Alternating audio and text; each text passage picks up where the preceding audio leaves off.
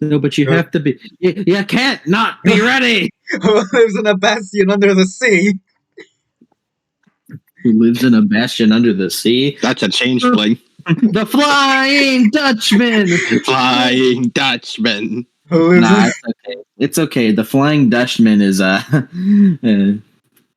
they a beast? I don't fucking know. Anyway. he's not a beast. You'd wish he was a beast. Anyway, the recording is now on. Hey, hold on. I need to get my water. I need some seafaring beginning music. Part of me wants to play sea shanty. That's all you know. That's all you know for real. Da, da, da, da, da, da, da, da, da. You know what? Play Lure of the Maw. God damn it. God damn it. Play Lure of the Maw. We're gonna get so much fucking use out of Lure of the Maw. I'm so ready. I'm so hyped. Water. Okay. And I guess There's water everywhere. I guess I'll just mute myself. I'm so ready for Lure. This is the Lure of the Maw campaign. Quite possibly. Yeah. It quite possibly be. Live Moss reaction. Anyways.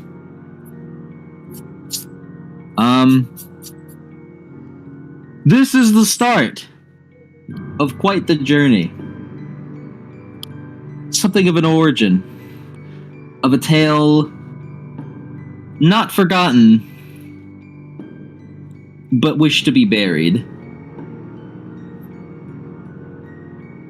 Of the waters that once grew plenty, but now,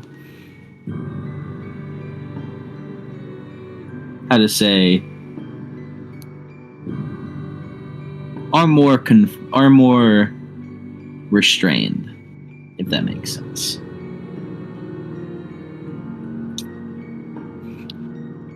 We'll go into that detail a little bit later.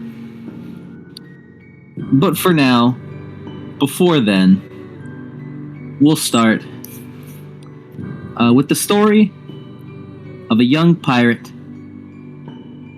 wishing to be great. Put it simply.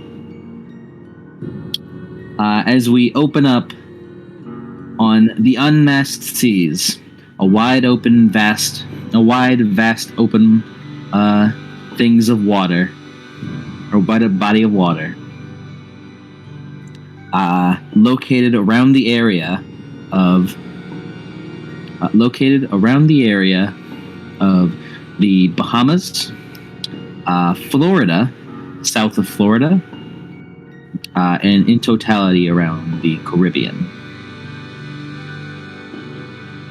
Far down the south of Florida, don't worry. Of what would become modern Florida. This wide area of the seas is home to many a things, but it was all assembled with the intention of something greater than people, if that makes sense. And it is a place that has been said truly a supernatural can remain free. Especially in these times with the new laws in place. As we zoom in on a bright and sunny day of the unmasked seas, the open waters, on a small boat sailing on the currently calm ocean. Now, I'd like calm ocean music now. We'll need to assemble a pirate songs to play. Yeah. I better say Wind Waker music, but that's Nintendo. They'd strike us down for that. Yeah, they would rip your spine out.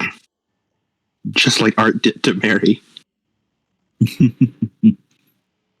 Dated video. Spoilers for D2R, by the way. Don't worry, it'll come out first. So it's okay.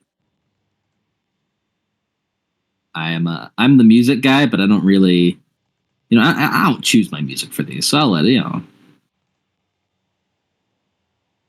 All of my music is like action-packed stuff or sea shanties. Same. Hmm? What is this from? These are the painful. Hopefully Atlas doesn't get too mad. As we zoom in on a small boat sailing through the ocean, and within it, a male who I want to describe himself. Okay. Is he like on like where is he on the ship right now? You could be anywhere on the ship, and their position won't change much. It's not big. Currently, he's probably spends most of his time hanging out, like sitting over like one of the edges of like the prow, letting his feet sort of dangle off as he sits on the edge. He's wearing somewhat remarkably like, very piratey clothes, with a white button-up shirt, over which he has a big, like very like reddish, not trite trench coat, but like like the pirate coat kind of thing, to protect him from seafaring stuff, and is armored enough that it helps deflect a few blows here and there. And he has long, sort of waterproof pants, and remarkably nice dress shoes. Every so often, there's a glimpse of a flintlock's handle from underneath the coat, but the coat obscures most of the gun. He seems to have a permanent, like, shit kid smile, for lack of a better description. Like he does not have it in universe, but he's drawn with the shark teeth, with bright blue eyes and sort of dirty blonde hair. Dirty is in like the color, not like it's dirty. Although it is probably a little bit dirty. Yeah, a little bit. And he has a few scars here and there across his face.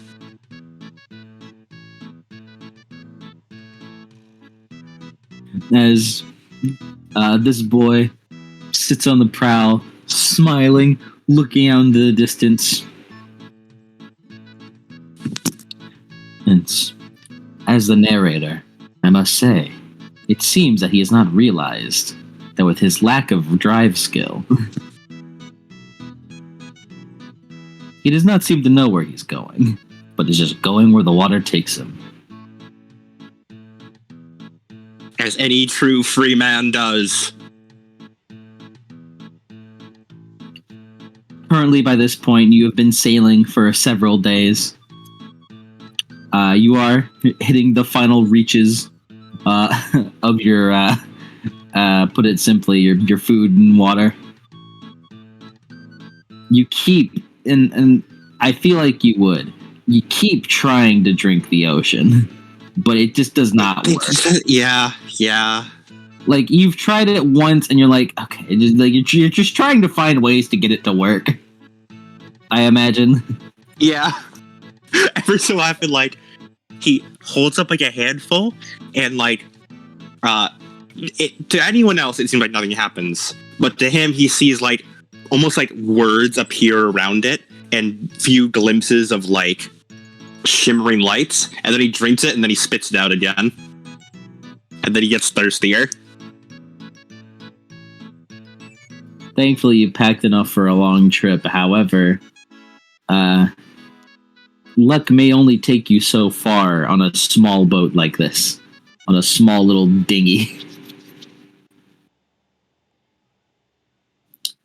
You briefly thank again for stealing this, but also wish you probably could have stolen something better. As he just leans back down on the dinghy, staring up at the big blue sky.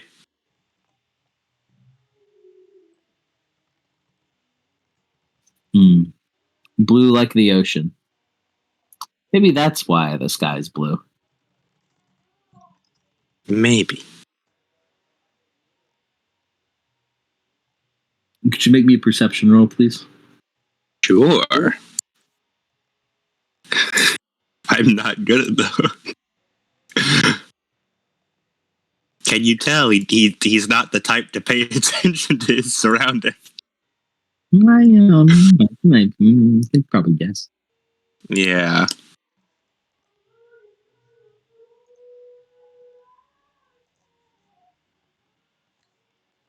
One success. Incredible. Yeah, I was about to say, could you repeat robot? As you just sit there, looking up into the sky, calm, and you get bored again. So you kind of dig around for something, just for anything to do. And your hands kind of stop at a spyglass. Pulls the spyglass out, pulls it outward, turns it around. He realizes he was holding it the wrong way, and looks through it. For a quick moment, you see the blink of an eye as ahead of you. Land! Land ho! As he stands up, holding the spyglass high, almost drops it and catches it before it hits the water. Yeah, as you look ahead and a couple knots ahead of you, you see what looks to be an island that was not there before. As it doesn't look to be a big island, a particularly large island. It looks to be small. Looks to be small, but any land as of current is probably well received. Plus, it looks like there's some trees on there. Finally, some food. As you get ready to prep your sails over there, could you roll dexterity plus a ride for me? Could I convince you to make it survival? No, I'll take the death plus ride.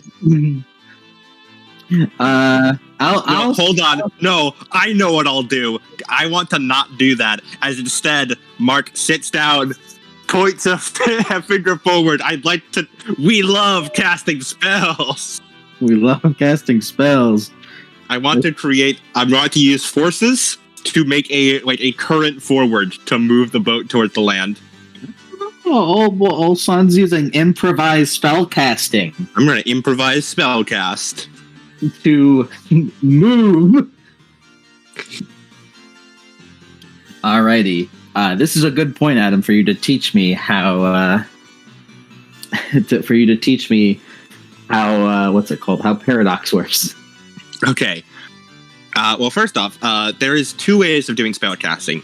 Either this could technically be done as what is called down and dirty spell casting, where you just roll it and it either happens or doesn't. Whenever it's really minor magic like this. Mm-hmm. But we can go through the whole process it's a good tutorial. Yeah, it's a good tutorial. For some reason, paradox is the one thing that I just haven't once looked at. So this is an improvised spell. So the first thing, declare intent. The intent, I want to move the water to get me where I want to go. I move forward. And then you would determine, we would both determine together, all right, what domain does that fall under? And we would say, that's a forces spell. Because it's, force. And then we determine the arcanum, which we've just done. And now we determine, is this a ruling? And this is, in fact, this is a pirate's ruling arcana. So, therefore, it does not count as a point. It does not cost a point of mana to cast. And he can just do this for free. He is not going to make this infinite duration. He's not going to make it ag damage. He's not healing ag. He's not giving road action. So none of that includes mana. Mm-hmm. And now we determine what the practice is. And we look through. This is I imagine we'll get faster as we do this. Yeah. And this would be probably a rank 1 initiate of Compelling, which what compelling spells do is initiate a preferred but possible outcome into reality. Yep. Such as, just like a coin toss coming up tails. Easily possible. A wave pushing me in the right direction. Easily possible. This is really, like, only for, like, if we just, like, I want to use magic to do this right now instead of using, like, specific stuff. Yeah. We'll get faster at it, though. Yeah, we'll get faster at it. This is good practice for us. Mm-hmm. So, it is rank 1, Compelling. So, Mark meets that in spades. Yeah. And now we determine the effect and cost. Again, we already determined the effect, so easy peasy. And cost, no mana. And technically this counts as creating like a tilt, so that would then that just falls under Compelling. Mm-hmm. So the move forward tilt. The move forward tilt, yeah. So we go through all that. Withstood trait, I assume the ocean is not withstanding me. Yeah. Not you. Yeah. Yeah. Bad choice of words on my part. Yeah, not me. Not me. So there's no withstood trait. And now a primary factor. This is probably, which is primary factor of duration or potency? Certainly potency. Yeah, potency. And now we cast the spell. As it's more so focused on like direct action rather than how long it would last. Yeah. All right. Potency, spell lasts for 1 turn. That's fine for this. Mm-hmm. And the mage must either be touching the thing that they're casting the spell on, or be casting it on themselves. Mark is going to... I keep saying... His name's Mark. Oh my god! Oh my god! I'm going to keep calling him Mark now, because it's easier. Yeah. I don't think there's at any point in time where we could have learned his name that he would have just, like, declared. So yeah. Fine. His name's Mark. Mark is going to turn around, and he's going to use the aimed spells ability, which is not really ability, it's just a thing mages can do. Yeah. And he's gonna he fires a little like bolt of magic into the ocean behind him. Yeah, as you just like hold out your hand like into a palm as like a kind of like a burst of fire kind of appears before it just kind of extends at just like a pulse of pure momentum as you push yourself. And now we see the amount of free reach that Mark gets, which would be the Arcana. Yeah, right. Yeah, free reach is. It was like, I believe they phrased it really weird. As like they did the amount of Arcana that meets or exceeds the spell, and there's like a little chart. Yeah, it's whatever Arcana you have, plus 1 subtracted by the level of spell you're using. So yeah. You have 3 free reach for this. Yep. He's going to spend 1 reach to make it an instant casting time, because he doesn't want to sit out here for that's. I think it's like 24 hours casting the spell. No, I don't think it's 24 hours. I think it's like an hour. Yeah, he doesn't want to do that. Yeah, no. Who does? So he's gonna spend 1 reach on that. And he is not going to spend reach on anything else. With this, I will let you. Should I put a numerical value to how far you go, or just? If you want to. Yeah, I probably want to, since this isn't down and dirty. Mm-hmm, mm-hmm. I'll let you go your medium range and aimed spell. Okay. Per turn that you have it on. Okay, in that case, he's going to move. He's going to spend a 2nd point of reach to move up to advanced duration. So this lasts for a scene. Mm-hmm. after these, that's not. I don't know. It's someone else's problem. Yeah. Oh no! That is, yeah, I imagine the Jack come back to bite him, but he's gonna do it anyway. And he's not gonna spend his third point of reach on anything else. I guess he'll spend it on advanced potency just because he can. Yeah. Maybe I don't know, advanced scale, so you can show up with a wave. Yeah. No, he was going to do that. Advanced scale. So let me check scale. This is advanced scale. The wave is now the size of a large house or building.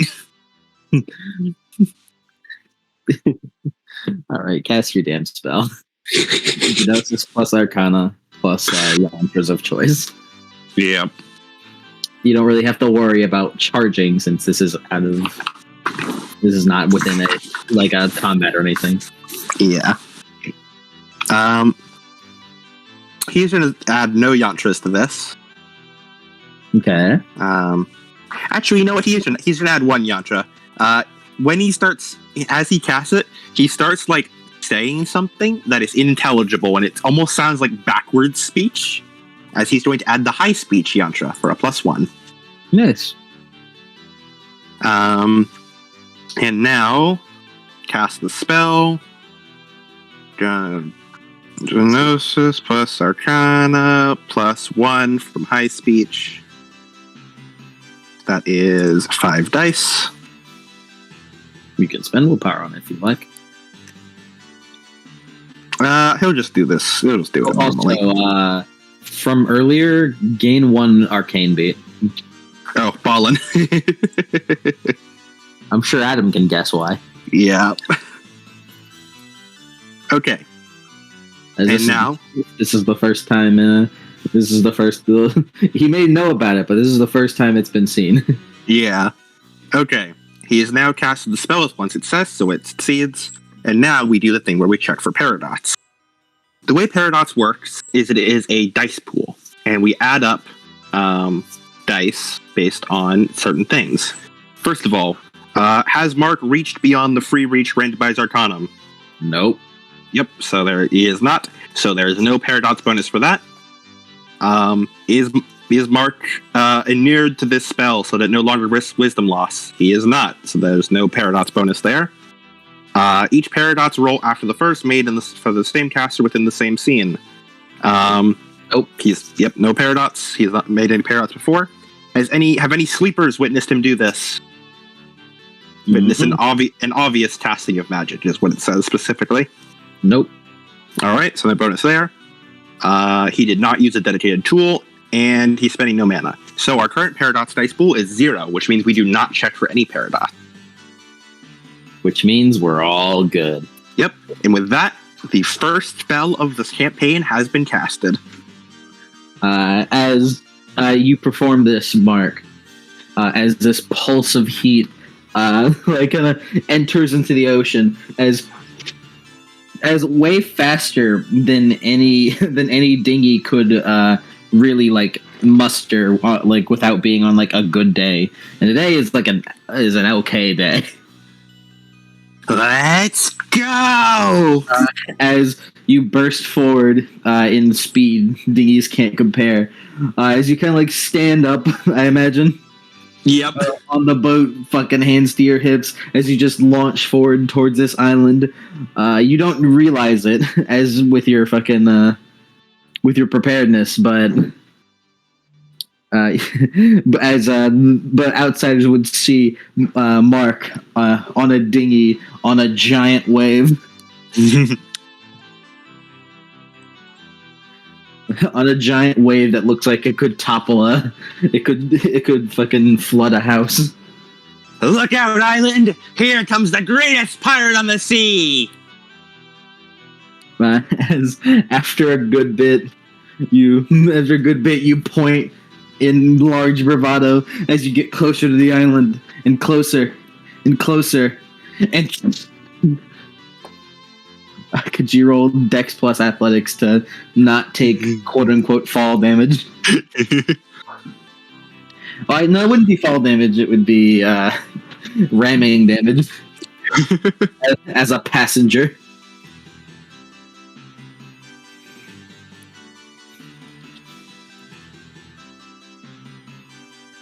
Huh? He's looking about himself. Why isn't it slowing down? 2 successes. As you're like, whoa, as you like fucking jump out, as the wave crashes,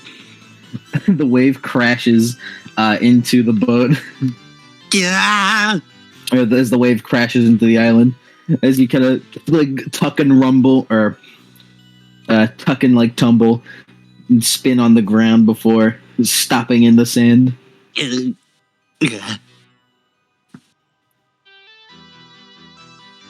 I want to imagine like this man is drawn and moves like Vash.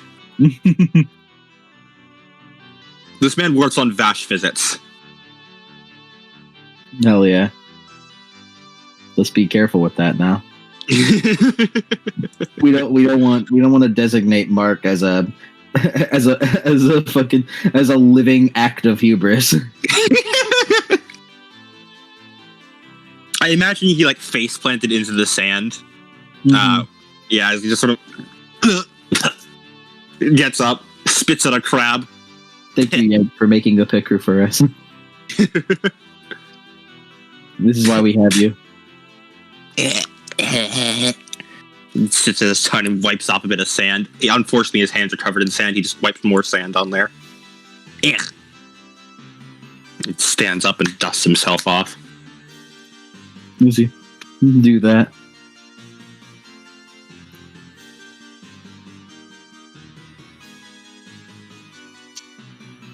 Do you take a look around on this island? Yeah, he'll take a look around. As you kind of do, you look around. This isn't a very big island. It's about like just a simple, small, almost like a checkpoint type of island.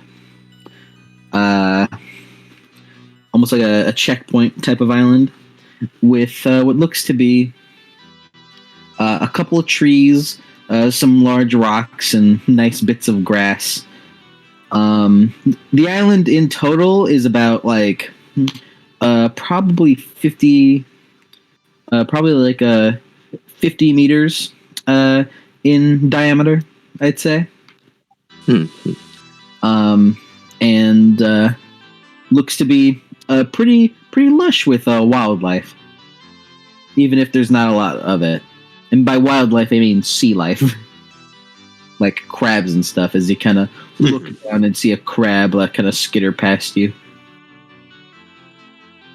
Could you make another perception for me real quick?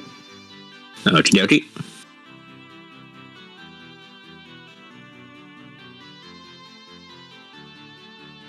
Zero successes. Give me that dramatic failure. There's no food on this island. As you look down at the crab, there's no food at this island.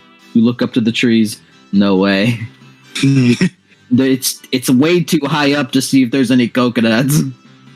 I'm gonna starve. As he just falls back onto the dirt or onto the sand again. The crab skittles next to you and starts skittling away. I wonder if the crab knows where I can find any food.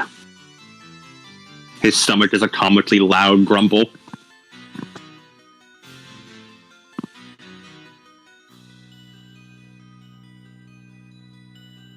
I've only got new life magic, and I can just magic food into existence.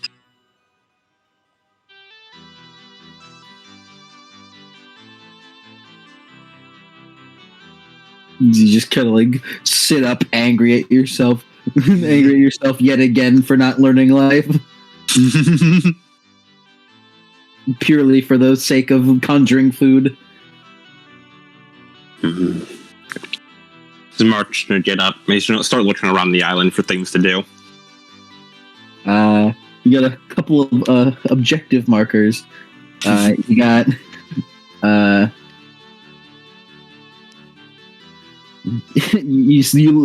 you have your boat over there that you see, and you have a little bit deeper into these like the small shrubbery. perhaps there's some plants around, some berries around to munch on. Does his peripheral mage sight pick up anything? Anything magic? Anything magical? No. All right. Well, besides the usual. Yeah, but ocean's blue. Ocean's blue. Yeah. As Marshall go over to the bushes and start shoving his hands in there, looking around. Make me. Let me decide. Oh, you do have it. Make me a wits plus investigation. Oh, nice. I would have thought it would be survival since he's foraging for food. Oh, true. Survival. All right. Wits plus survival for me. Yeah.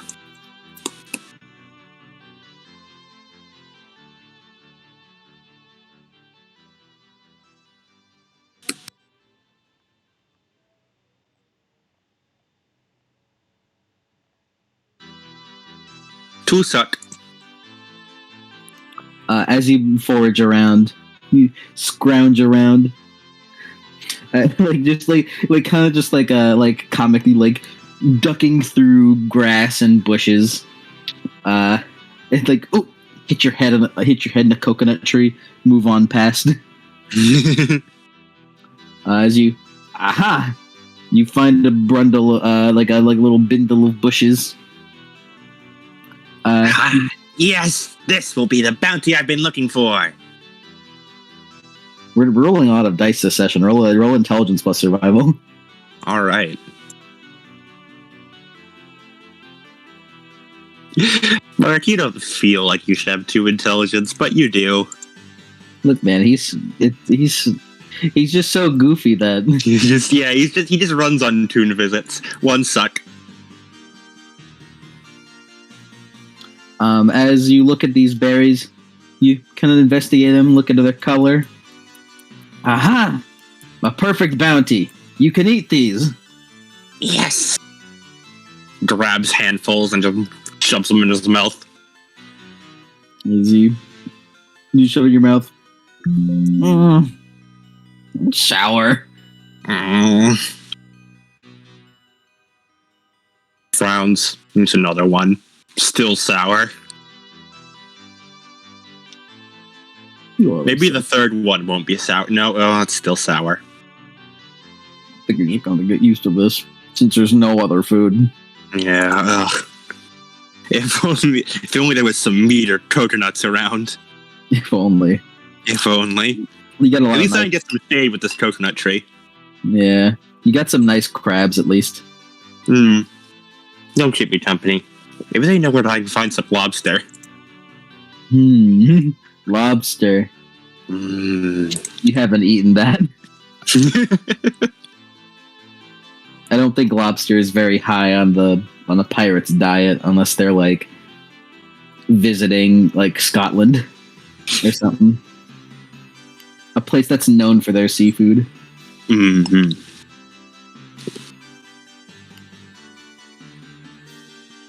You have another objective marker. To the boat. As you walk over to the boat, you look down into it and see all your stuff miraculously managed to stay inside the boat. As you go to kind of adjust it. Oh wow, it's lighter. I think it might have something to do with the hole in the middle. Ah, with a rock like jutting through it. Wow, it's like a blood. Oh no! As he comes back, as he used to try and pull the boat off the rock. Roll strength plus athletics.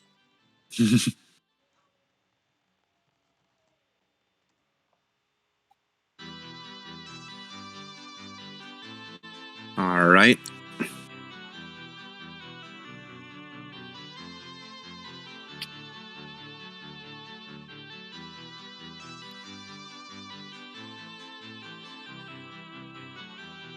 Two suck. As you go to get it lifted up, with this hole in it it's actually much easier to lift as you plop it on the sand carefully.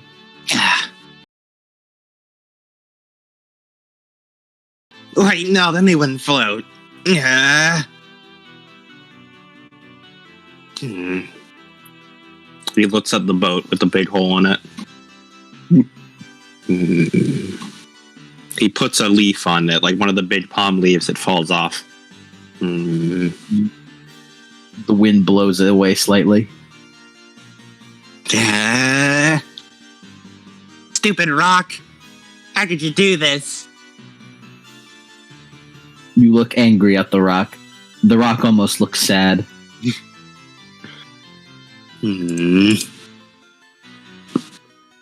It's not like you can tell, though. If you're a life mage, you could. Yeah. you grumble again about lack of life mage.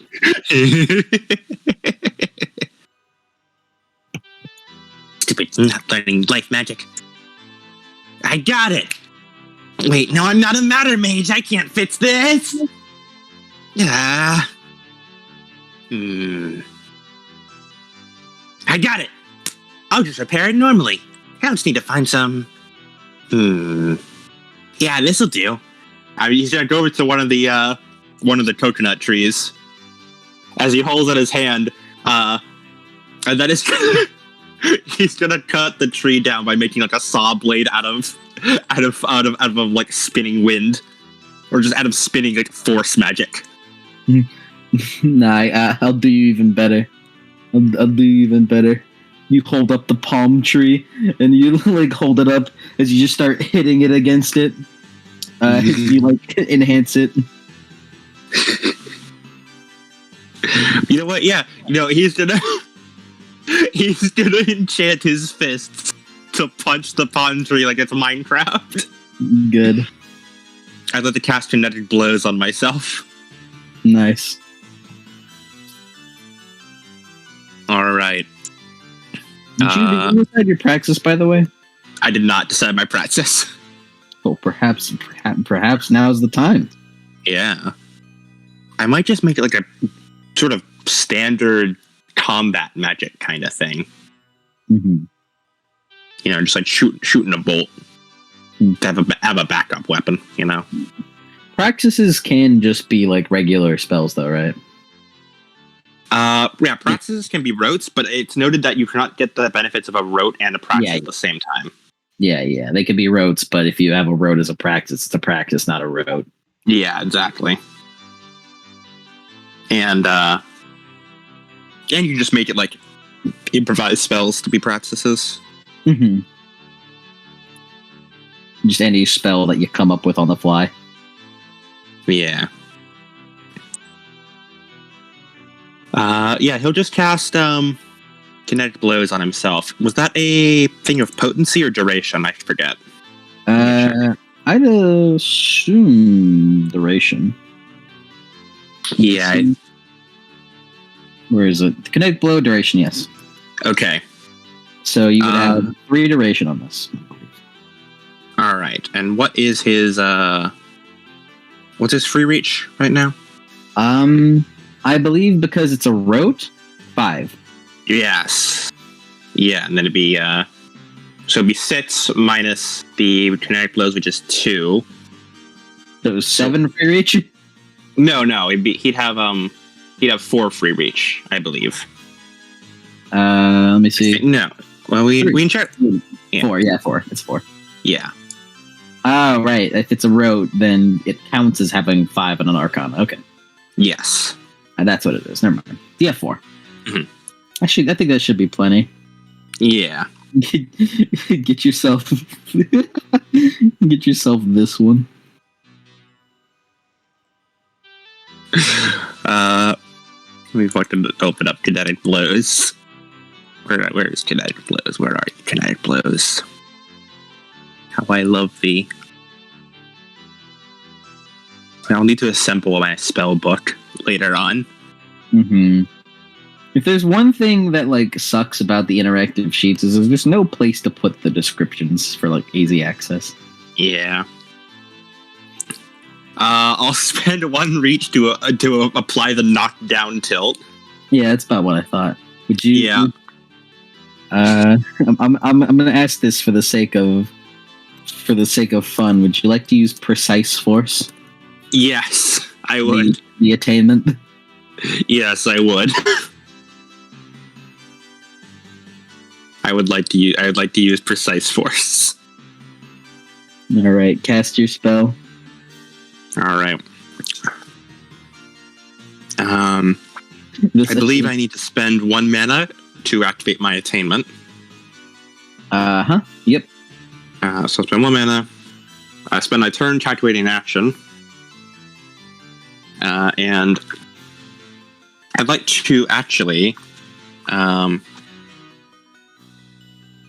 increase its potency by 3, which should give me a -6 to the roll, I believe.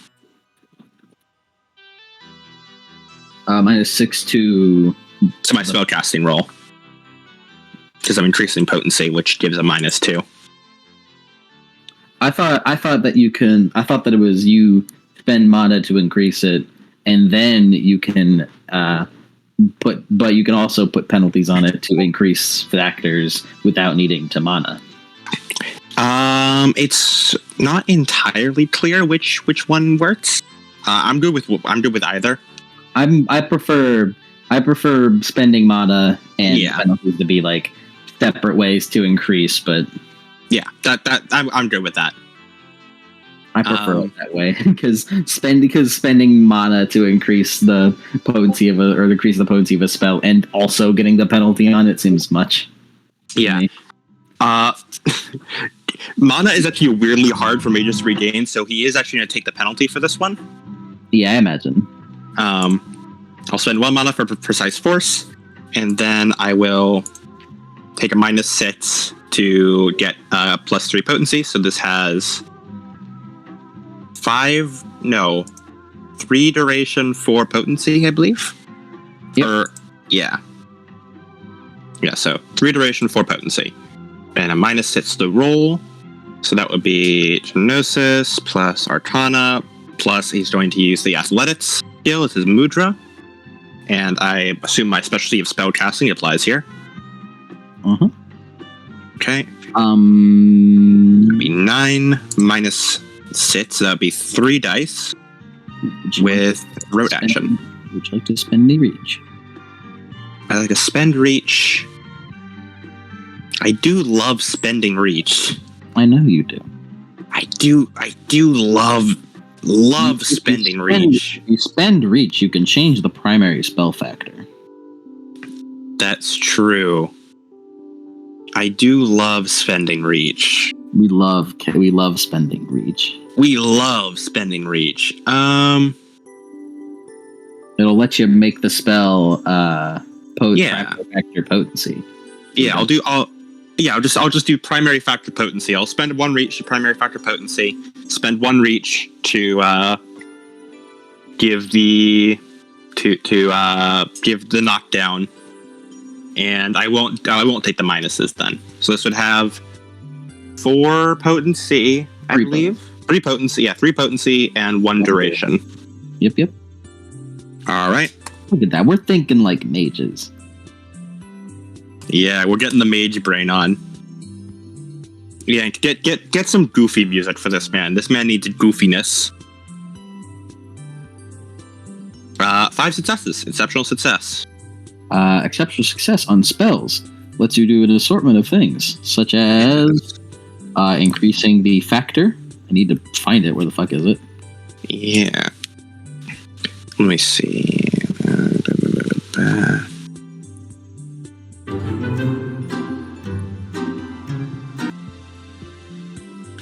A bonus step in the primary factor, 1 point of free reach. A condition which you give an arcane beat when resolved on either the mage or your subject.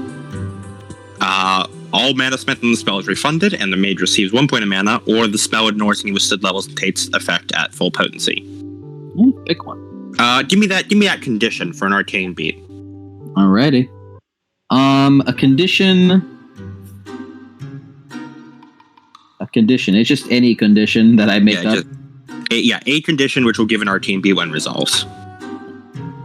And it's whatever you want that to be. It could be a pre-made condition. It could be a condition you make up. It could be anything. I'm thinking about making one up, but Go ahead. But I want to check which ones give arcane beats before I dive head first. And it could just be like a normal condition that you modify that give arcane beats instead. Yeah.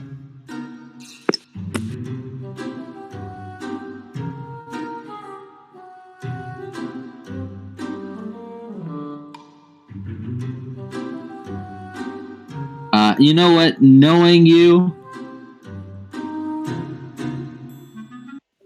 that one seems way too intense. So knowing you, get inspired. Nice. Either inspired or steadfast, whichever one you think. I'll go with inspired. As you hold up your fist, as the more flames begin to throw on it. Flames that don't feel hot at all, really. Mm-hmm. As I've also learned that casting spells activates the nimbus, flares it. Yeah. So I find that funny. As the flames kind of eke out of your person before you throw your fist back. Take this, nature! Roll brawl plus strength. A lot of dice rolls happening this session. Yeah.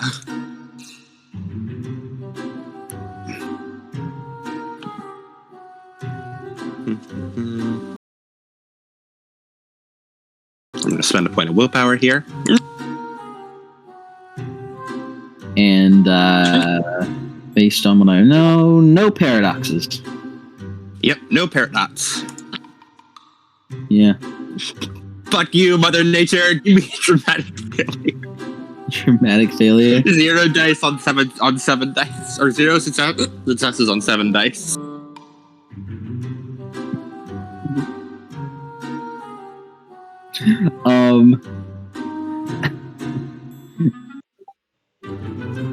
As you throw your fist out, you remember that you aren't good at punching. As you, you start as your fist do the magical energy carries your weight way more as you start spinning, and then you're trip and fall. I'm gonna be sick.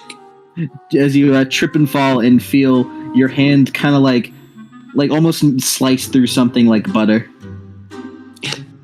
Aha! I hit something.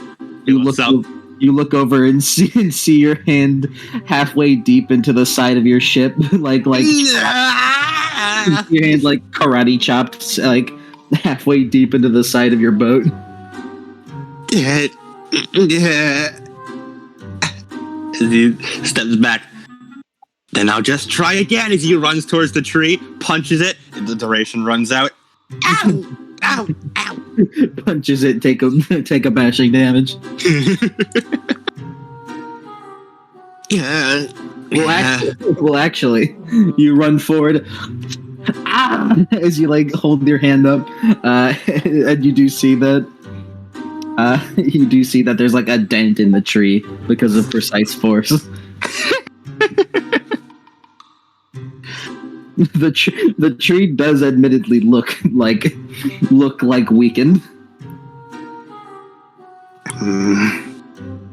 This isn't over, Mother Nature. Now, not only have you damaged my boat once, as he points to the hole the rock made, you've damaged it twice, he points to the hole, the karate shop that he made, and you've damaged me, as he points to his relatively fine fist, slightly bruised. This time, I'm taking you down! As he's gonna charge up Connected Blows again. Same formula as before? Same as before. Second verse, same as the first. Man, I gotta tell you, modern mages would be upset they'd be upset at this.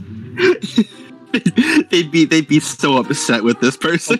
Seers of the Throne, man, would be fucking. adamantine hand, or adamantine arrow are fucking cool with this. Yeah, they're really cool. Nope, I have another exceptional. Give me another condition. This time, If the City Eaters meet their conditions, I must devour mine as well. take another steadfast. All right. I'll take steadfast now. Would you like to save your inspired willpower? Yes. Yes, please. I would like to save it for now. Roll brawl yet again. All right. You're gonna get you're getting some beats out of this. Mages truly are. Mages are a match made in heaven. They really are. They're a match made in beat heaven. Now if Gonna take you down. Hey man, no one said Mark was a punch character. Mark is not a Mark is not a punch character. He's just trying to Minecraft this tree. Would you like yet another one? Yes, please give me the dramatic failure. As Mark, you hold your fist out again. As like you fucking trip again. As you trip again, and as you feel your hand go through something yet again. I got you this time, Mother Nature! As he stands up. Not again! As yet another hole is in your dinghy. Now I'm gonna need to destroy 2 trees for you! the 2 out of 10 trees on this island quiver in fear. If only you were a life mage to notice it.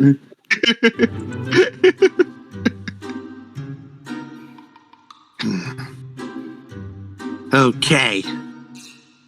This time, I'm really not messing around. He stands back. You clench your fist. Take this! He punches. He's run out of duration. I get another bashing. The funny part is you could have totally steadfast. He could have, but it would not have been nearly as funny though. Of course it wouldn't. You take another bashing.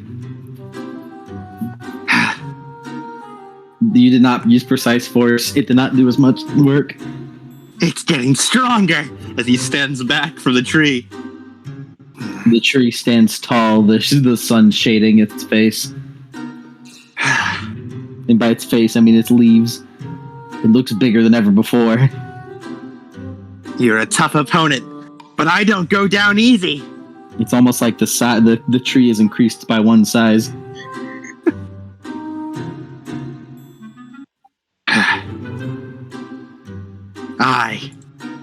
I'm gonna take you down. As he puts his hands together, he's going to cast once again. I like that this was brought about by not by him being a bad mage, but he's just terrible at fisting. Yeah. You understand the stretches a bit. Yeah, a little bit. Yeah. Mark, gain. You know what? I think this makes sense. Gain your willpower back from your courageous virtue.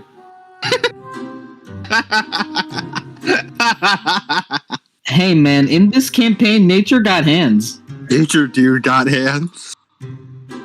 It is fighting nature and losing. It is not a loss. It is simply a stalemate. Guy is popping off right now. He must go further.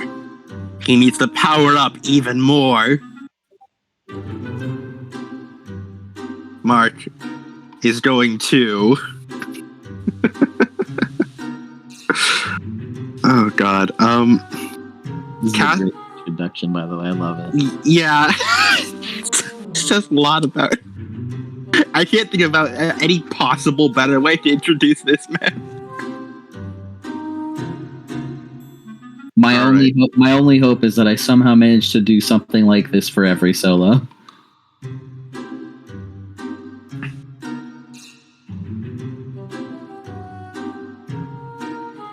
Okay.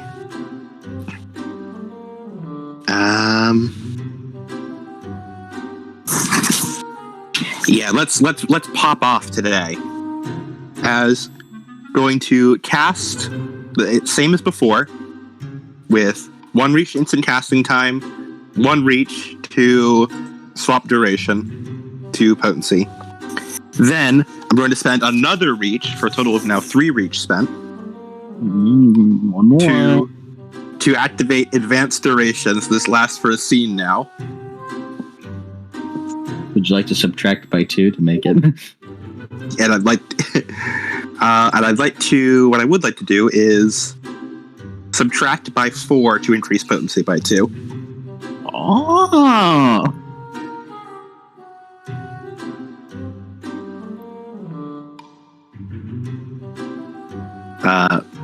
And I'm going to spend a point of willpower on this.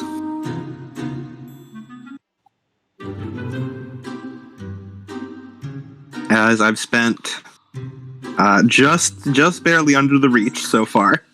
No paradoxes yet. No paradoxes yet. We love casting paradoxes, but we don't need to spend. We don't need to one-time spend reach. You can make this into a scale. You can up this. You can spend the last reach to up the scale. Well, he's only affecting himself with it, so he doesn't really need to up the scale yet.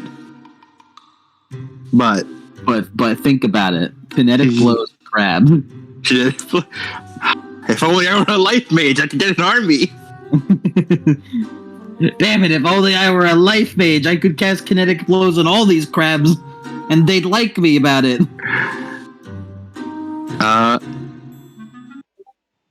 You don't have to. I'm just. Yeah. I just like the idea of one-time reach.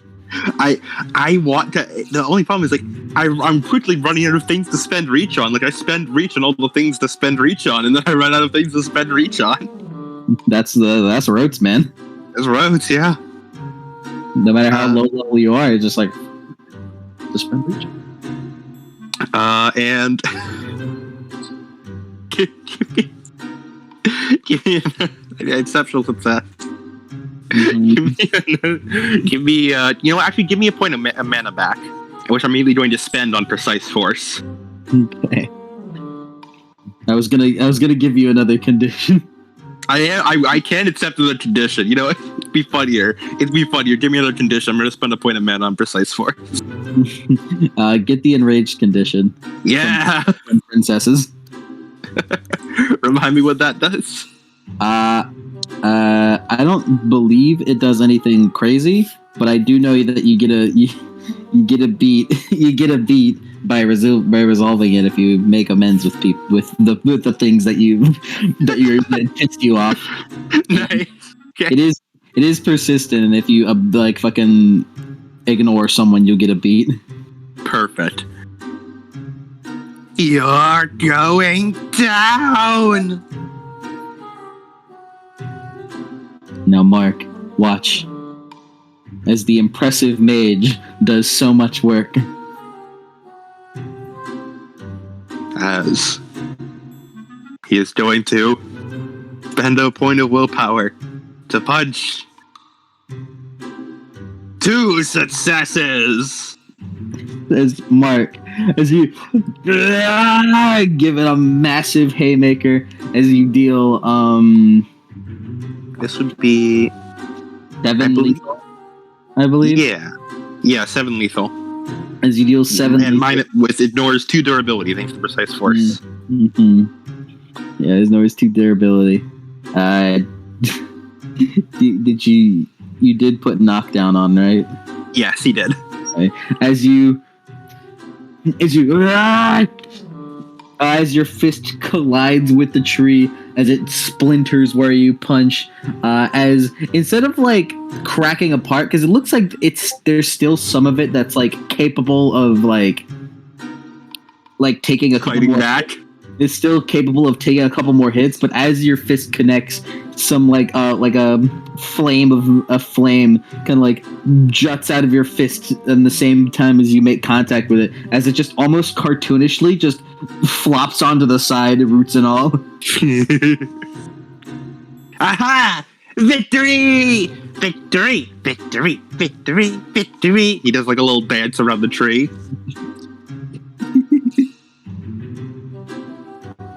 Take that, Mother Nature! I win! Mark, get a beat because your little dance. get a beat because your little dance amused me.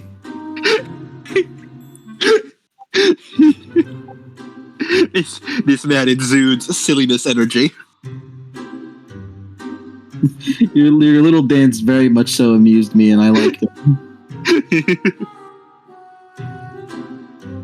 This is the end rage. I made a promise as he's gonna go punch down a second tree. How long was your duration? A scene. Right. I made the advanced duration. Alright, you wanted to make sure this time. As you hold your hand up.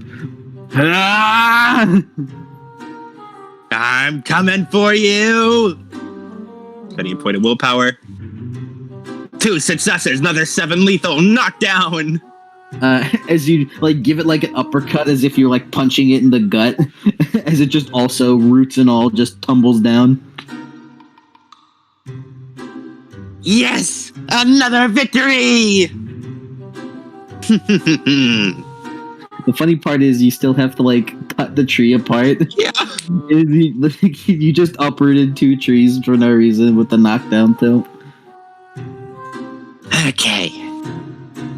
Now. So he sits down. I need to turn you into planks. He looks too like. He looks like he opens like his coat a bit and looks at like actual like a carpenter's gear. Looks back to his fist. Looks at the carpenter gear. Looks at the fist. Punches the tree. You start like fucking punching the tree. I'm gonna turn you into planks. If only your vice wasn't what it was, because I feel like with a lot of other vices, I could have given you willpower back for that decision. Yeah. Almost every other vice could get willpower back.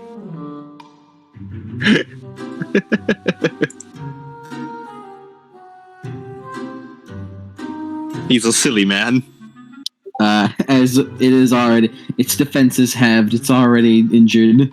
As you start just kind of like making the creating the like shoddiest planks ever because you're using your fist. Yeah. Like this, like you just fucking as you like almost tumble on a coconut as you. Stupid coconut, get out of my way! I'm trying to find food. As after some time has passed, you look around and you see a nice little stack of really shitty, really shitty looking planks, with the bark stripped off of the wood. I'm fairly certain. Let me check something real quick.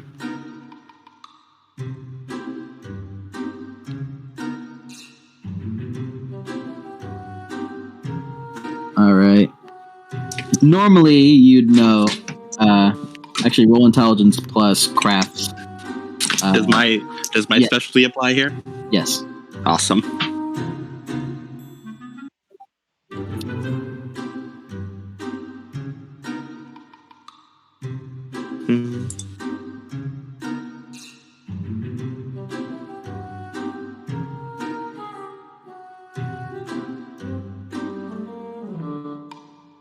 One suck. You know that palm trees usually aren't what you use for ships, for boats. Mm-hmm. As the wood, It's just not usual. Like usually they won't build on it, but you do feel like you can make it work.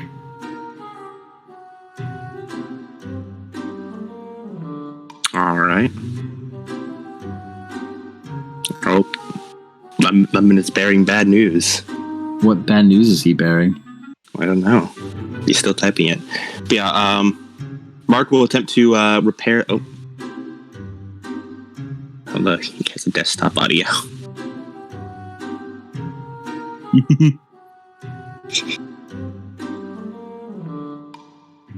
Outstanding. I mean, it sounds fine. Yeah. Anyway, Mark to go over. He's going to attempt to repair the boat. All right. Roll crafts plus Wits. because this is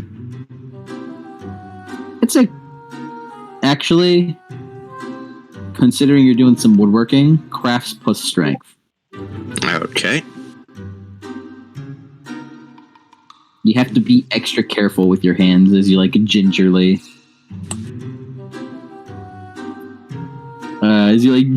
make sure your hands like you don't like put like because it's active for the whole thing, so you have to make sure your like hands don't like crush it, like crush the wood.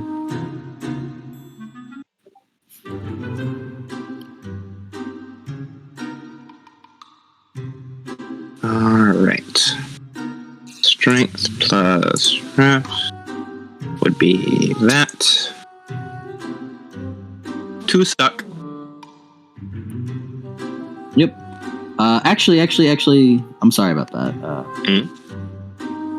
Actually, this you've damaged your boat too much. This has to be extended. Okay. Yeah, that's fair. So yeah, roll extended, and I'd say with a because you have 2 crafts, you're pretty good at this. So I'd say with a 15-minute interval between each one. Okay. I'm assuming you have your carpenter's tools to like actually use nails and stuff. He keeps those on him. All right. After 5 rolls, the total is 9 suck. 9? Yep, 9 successes. With a total time of yeah, that's a total time of 75 minutes.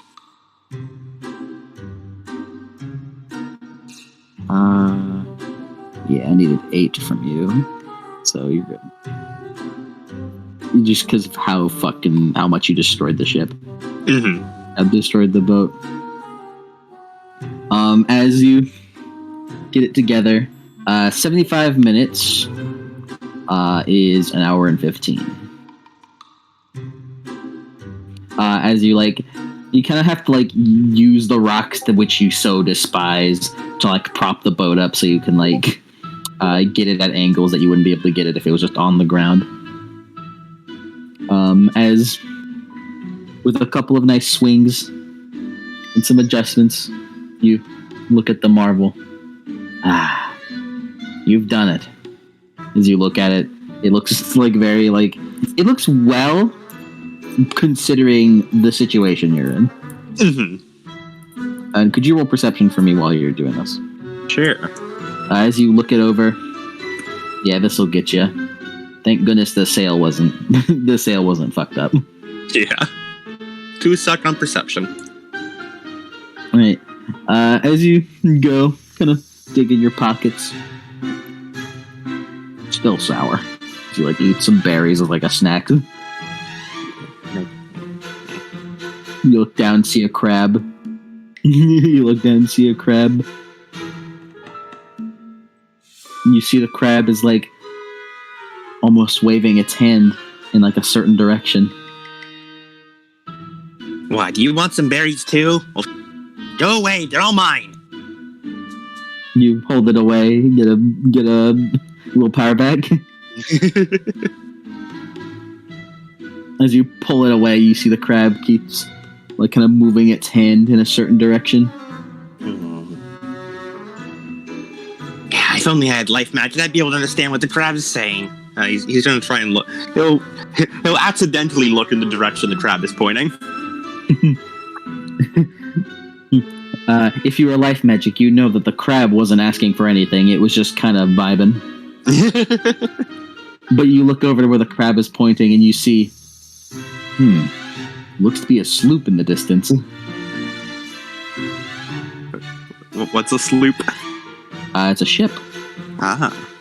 I think it's like the medium-sized ship. Let me see. I don't know the pirate. I don't know pirate like lingo. Mm-hmm. So it's just like my best guesstimate. What's an average size pirate ship? What is the size of a sloop? Yeah, it's a sloop.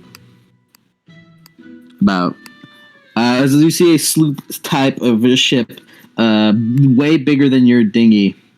Way bigger than the dinghy that you stole, but certainly nowhere near size like of a galleon or even, especially not a war machine. I believe they're called war machines, anyways. Yeah, I think Man of War. Yeah, Man of War. Rescue! As he runs forward, hops onto his repaired raft. He does not learn from his mistakes. He's going to make another wave towards the ship this time. As you do, go on ahead and cast it. With that, I'd like you to make a memory roll for me. Okay.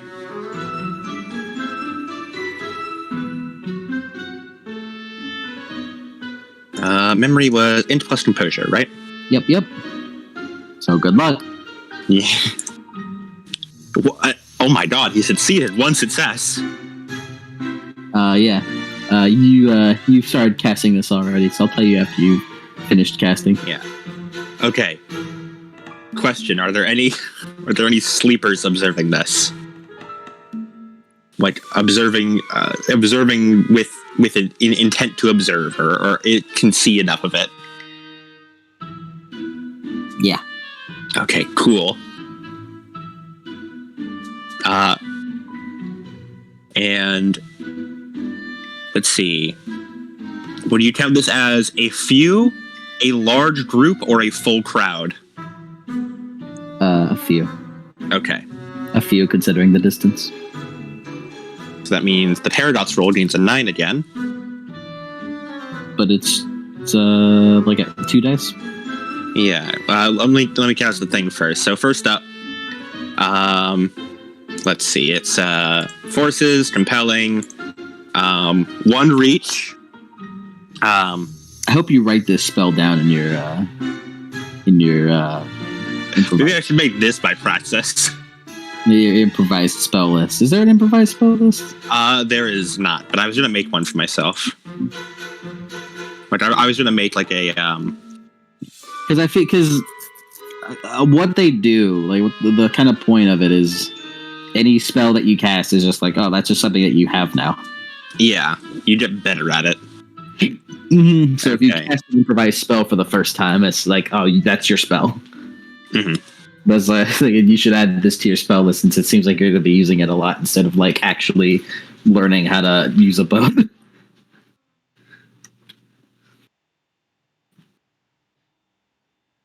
What do you mean, Nani? What was Nani for? The memory. Okay. I believe he had 3 free reach for this kind of spell. Yep. As it is a 1. Yep, 3.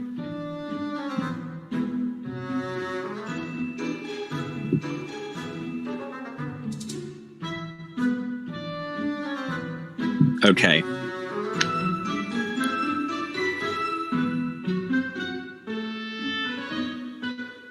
Would you like to increase the scale? Or?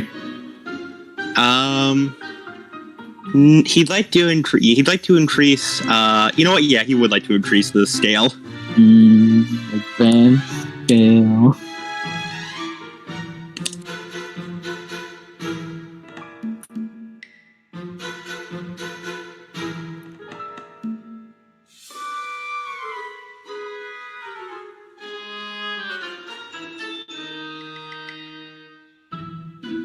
incredibly, he did not go overboard with the reach. He did still trigger Paradox, though. Mm-hmm. As he reached exactly 3 reach. Here, I did a quick write-out. Mm-hmm. Because he's already sustaining kinetic blows, he can't sustain more than his Geonosis, and if you want to sustain or cast more than that, you need to, Yeah. So he's rolling 3 dice with 9 again? Technically, you roll Paradox dice. You roll 3 dice with 9 again. Oh, I the DM. Yes, and I will be releasing this. I'm going to make this everyone else's problem.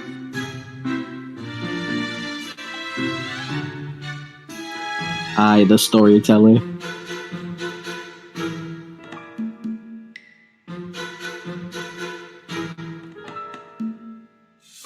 It has 9 again. Yep, has 9 again. 2 successes. Okay, so now you have Paradox Reach, which you can spend on things. So, for example, you can spend Reach to undo or apply Reach effects to the spell. So, for example, you could spend 2 Paradox Reach to undo the duration and scale thing. Or you could, if Mark was casting like a normal spell, you could apply a Reach to increase the scale or increase the duration. You can spend 2 Reach to change the subject of the spell, so you make it so that you make it so the spell is being cast on something else. I'm not sure what that would do. Or you can spend 1 Reach to impose a condition on the subject of the spell, which in this case would be the ocean. Yeah, good luck with that. Yeah.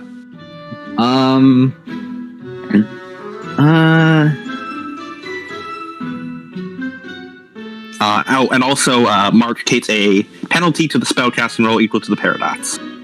Okay. So he would take -3. So the successes that I get is the Paradox Reach I can spend? Yes. Alright. And it's just 1-to-1, 1 Paradox equals 1 effect I can change? Yeah. Here's the... Oh, and also Mark would take a -2, actually, because it's equal to successes. Here is the anomaly sidebar for what you can spend Paradox on. Yeah.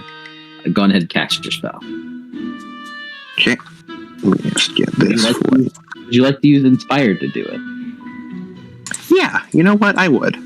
Get you an exceptional on 3 successes. Yeah, I want to use that Inspired there. You're fucking lucky. Only one more, and I could only one more, and I could have derailed this whole fucking solo. What? One more success, and this would have taken a very different turn.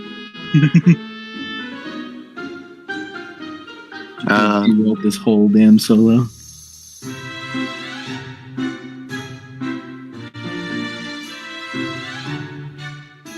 All right.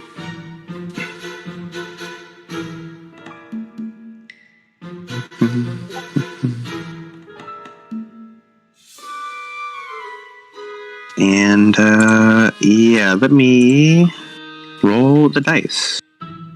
So this is Geonosis plus Forces, which would be that. If you fail on the spell, then, Paradox doesn't really count, right? I don't actually know. I think if I can't cast it, then the Paradox doesn't count. Because it would... This wouldn't go through. Yeah, because the Abyss wouldn't go through. Oh, actually, no. It says whether or not this makes the spell fail, a Paradox anomaly occurs. It's just that if it's low Paradox like this and it's only affecting the spell, then it wouldn't matter much. Just the spell wasn't cast. Yeah. All right. I'm gonna spend willpower. I hope you succeed. As do I. 2 successes. I succeed. Damn. No exceptional. Get an arcane beat for Inspired. Yay. As Mark, you jump onto the ship, as you can jump into the water with it, and you hold up your hand again as the fire flame touches your fingertips, as you pulse it down into water into a force of momentum, As nothing happens. Let's go. As nothing happens. You see kind of like what looks to be like a pulse of red travel through the water, like a very transparent pulse of red travel through the water.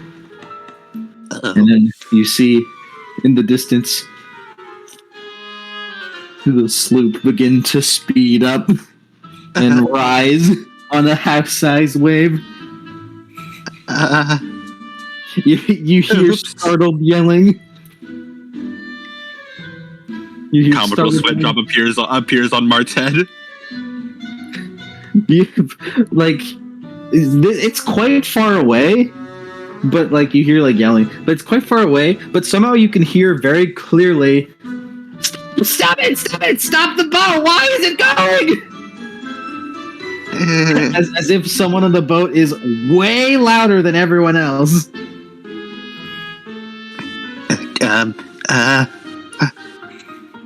Mark is gonna cancel his spell. Does that mean that it stops even with the paradox? Yes.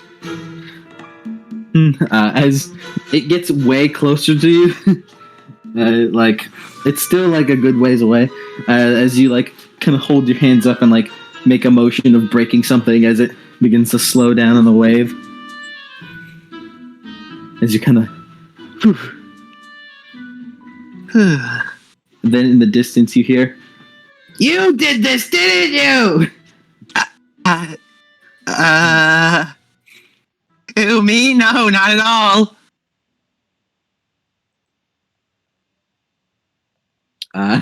As you're like, what? No, it couldn't have been me.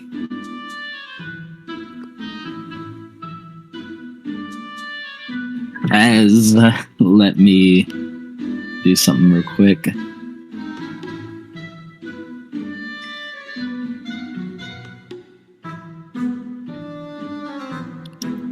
Let me do a little something real quick. Perhaps I should have had this prepared, but whatever.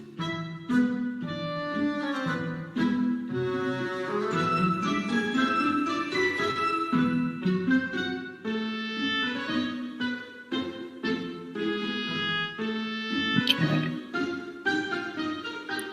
Give me a moment.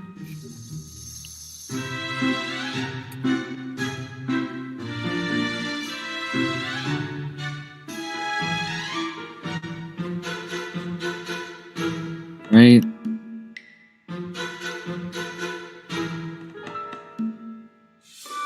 Let's do that.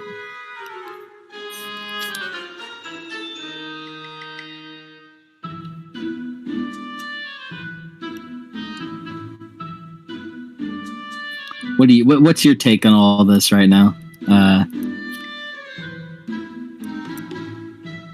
Why are they blaming me? Why are you blaming you?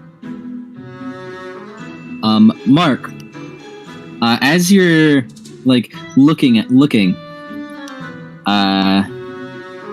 right, primary factor.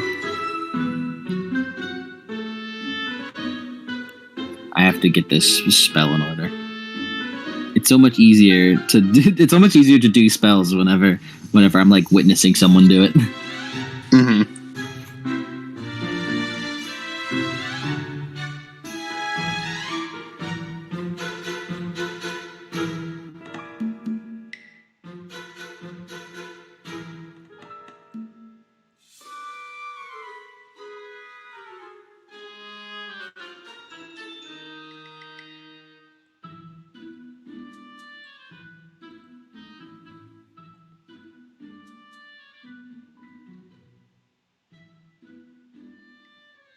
Right.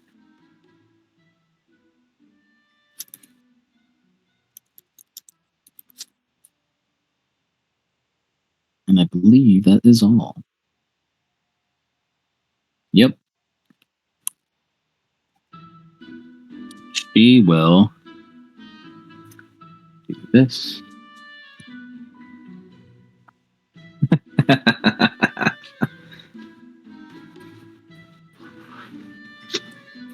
Me when I fucking get you.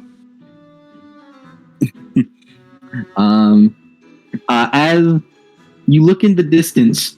As the ship stops, you kind of wait for a moment.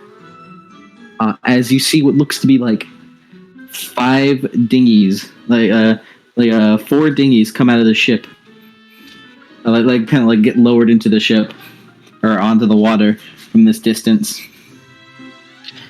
As 4 dinghies with all of them with each 3 men on it, and at the very front appears to be what looks like a lady. As all of a sudden, as you see them begin to approach way quicker than like what you were doing, as it clicks in your head, oh yeah, that sloop, it looks familiar. It looks like that sloop that you stole this dinghy from. Oh yeah. And it looks like that sloop you stole the dinghy from. And your flintlocks. Mark goes doing the fucking Vash run away, like the gif I posted. as you like you fucking get back onto land. Do you get back onto land? Yeah, he's getting the hell out of there. As you begin walking, like fucking dashing, back onto the water, or back onto land. Oh. What do you do as you like duck into the foliage? Yeah.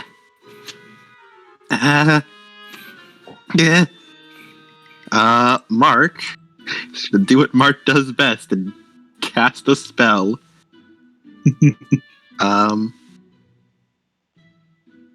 I would like to go with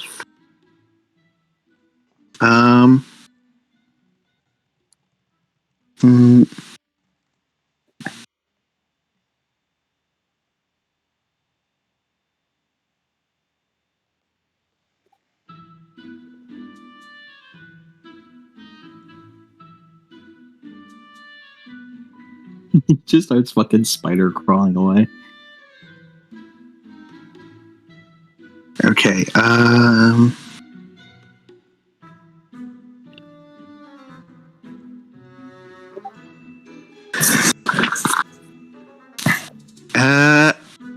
going to cast a veiling spell.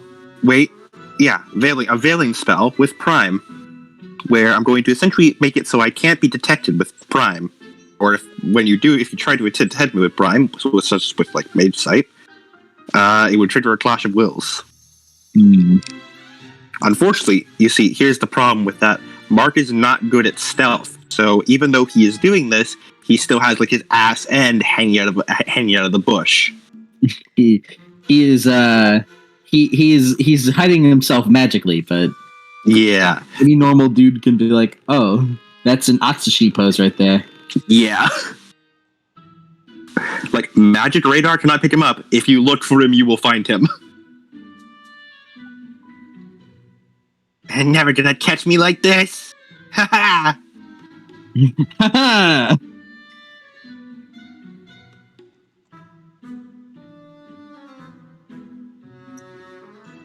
Also, roll dexterity plus stealth after you do that.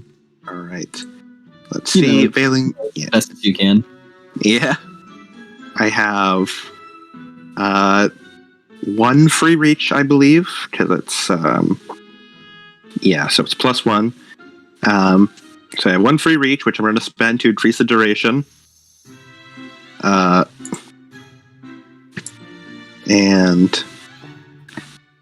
duration to a scene. Is veiling 1 dot? Veiling is 2 dots. All right, so you'd have 2 on this. I have 2. Yeah, I only have 2 prime.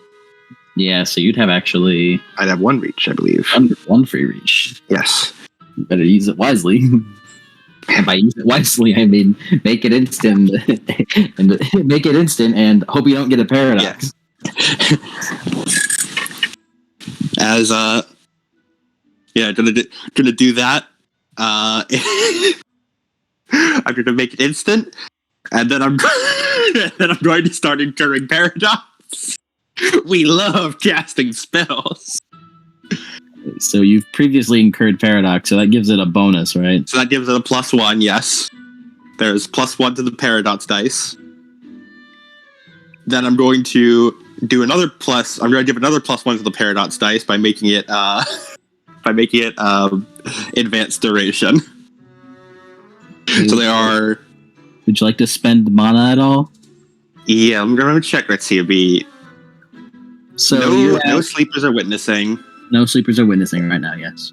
Spend 1 free reach to make it instant, and then I'm going to spend 1 unfree reach, 1 paid reach to make it a make it advanced duration. So that'd be 2 paradox. No, that'd be 4 paradox dice. Okay. Yeah, I'm going to spend. Yeah. Or what I could do. Mark is. Wait, no, I don't think I can include. I don't know how these yantra would help me here. I can't do that. He starts reaching for his flint blocks, and then he goes, "Wait a minute, I can't shoot these to turn invisible."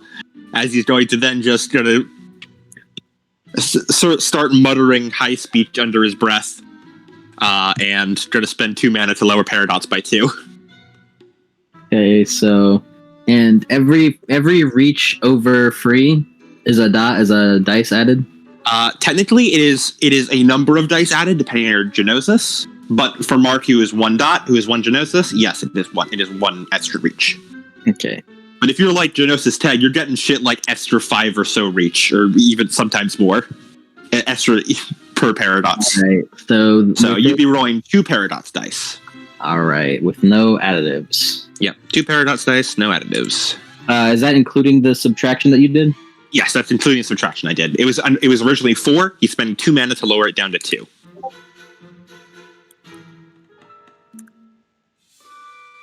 Okay. Let's hope you do.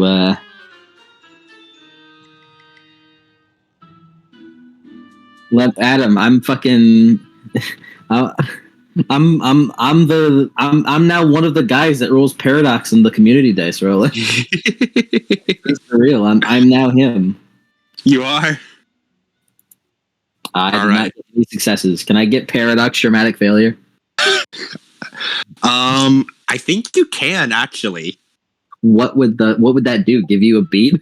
I'm not sure. Let me look.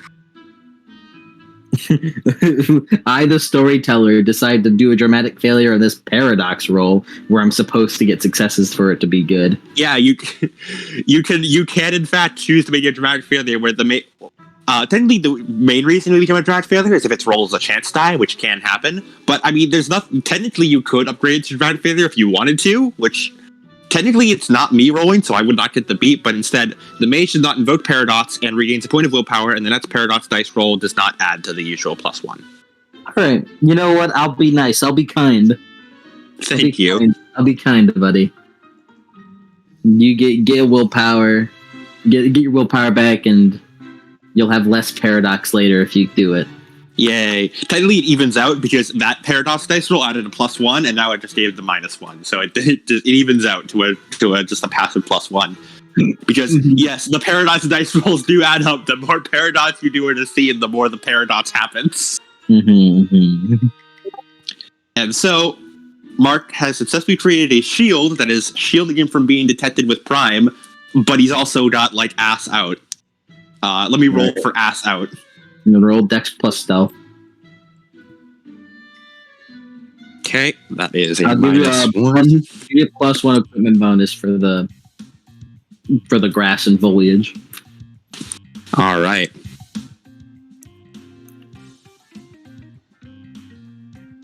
If you fail, you said fast. I could. Well, all right, now what's funnier? Is it funnier to do dramatic failure or funnier to do steadfast?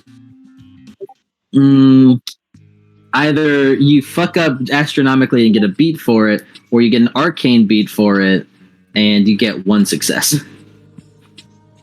It's funnier to fuck up astronomically, because that's sort of been like the trend in the session. I want to fuck up astronomically. I'll take my beat. All right, take your dramatic failure beat. As you position yourself, they'll never find you. As the boats tip on, as you see what looks to be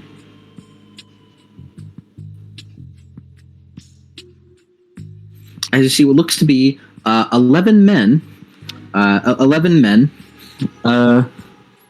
like an assortment of like pirate hands, all of which wielding flintlocks and a couple having sabers. And in front of the crew, you see what looks to be a slightly tan woman. Where's the picker?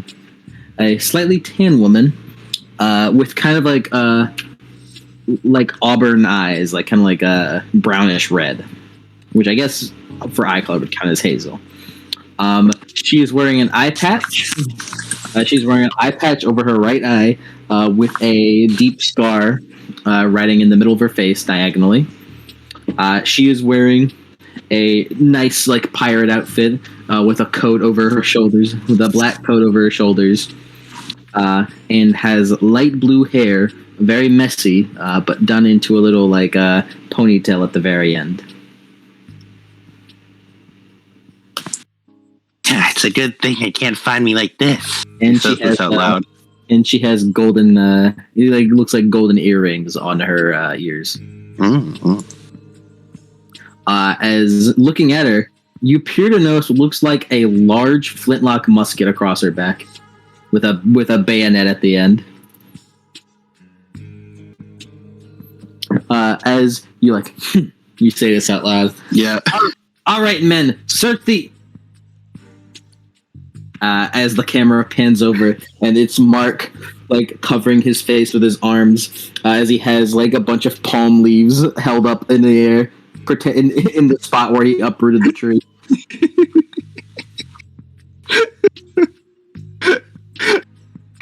Oh, Mark the stampede.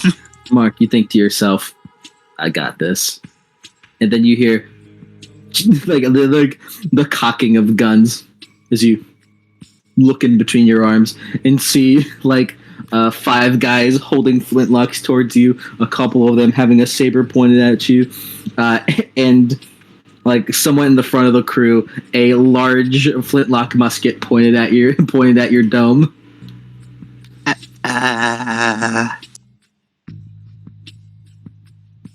We can talk about this, right? We will not talk about this.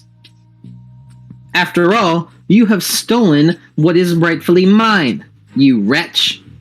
Nuh-uh. I plundered it, so I own it. I stole it first. Or I stole it last, so it's mine. It was mine first. Yeah, but I stole it from your stealing, so I own it now. That's the law of the sea. I didn't steal it. It was a gift. And it was a gift from the ocean to me. She pouts. You will not steal what was given to me by my master. Get it back. Nuh-uh. It's mine now. You can't have it.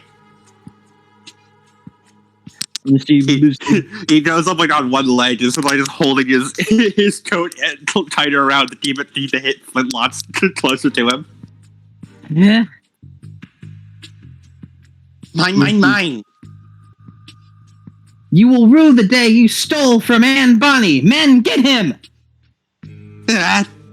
As you hear clicking of flintlocks again. Time to get out of here. Now come on, man. Give it over. We don't have to. This doesn't have to end in anything bad. It will. Well, he raised up both his hands. Maybe I could convince you to take a few steps away. That don't make no sense. That don't make no sense, man. Well, worth a shot. As he's going to release both his currently held spells. And I would like to cast Turn Momentum. Alrighty. you do that.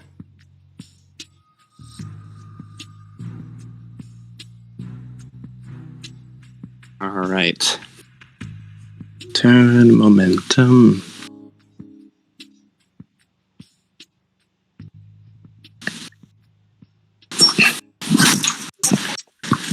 Okay.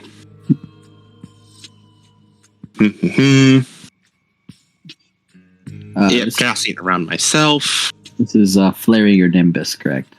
Yes. Well, I know it does, but let me see. What's the role for like sensing a nimbus? Is that mage sight? Basically there's not a role for it. If you have you sense it with peripheral mage sight, and if you have active mage sight, any active mage sight sees all nimbuses. And would that be able to tell you what? It would not be. It probably wouldn't be able to tell you exactly what it did. Well, not what it does. I mean, like, what? Like, would active mage sight be able to tell you what like level it is? You would have to use probably scrutinized mage sight. Like you could get a general idea, but to get like a number, like in-universe number, you'd have to use what is called, I believe, scrutinize. And let me remember exactly how to do scrutinize. Scrutinize, and you would use prime mage sight for that, I believe. Where's mage sight? Mage sight. You need prime for it. Yeah, you probably use prime. It would yeah. Focus mage sight. Yeah, focus mage sight, and then there's scrutiny, I believe it's called.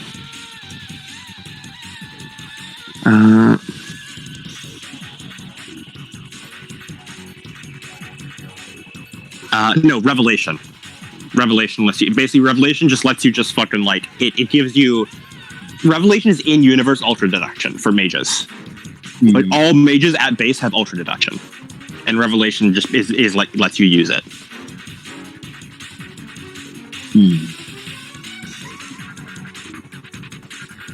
I was just curious if there was a way to power level this shit. Yeah, and I believe it would be a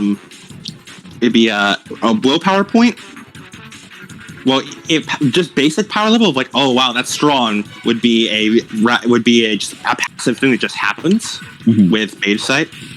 But getting like reading someone's power level would be a willpower point, and then rolling Genosis plus prime.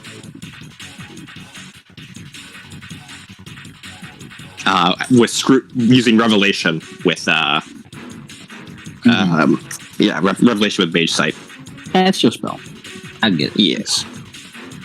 Will do. Let me look at turn momentum. Turn I have one free reach for this.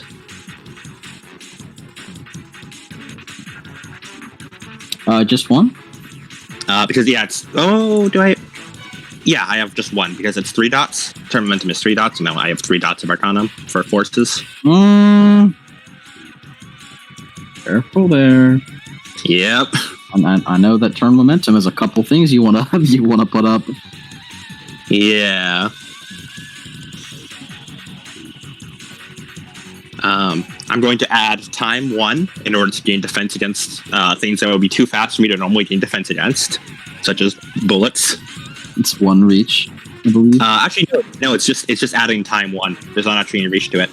With time 1 in reach. Oh yeah, with time 1 in. Yes, that is 1 reach. So that's 1 paid for reach. Okay. Primary factor is potency. Yeah, which a number of moving objects. I don't think you need to worry too much about that. Yeah. That's not like anyone has auto fire in this day and age. Yeah. Most people don't have auto fire in this day and age. Yeah. I don't know when his body's about to pull out. Mean speed are irrelevant.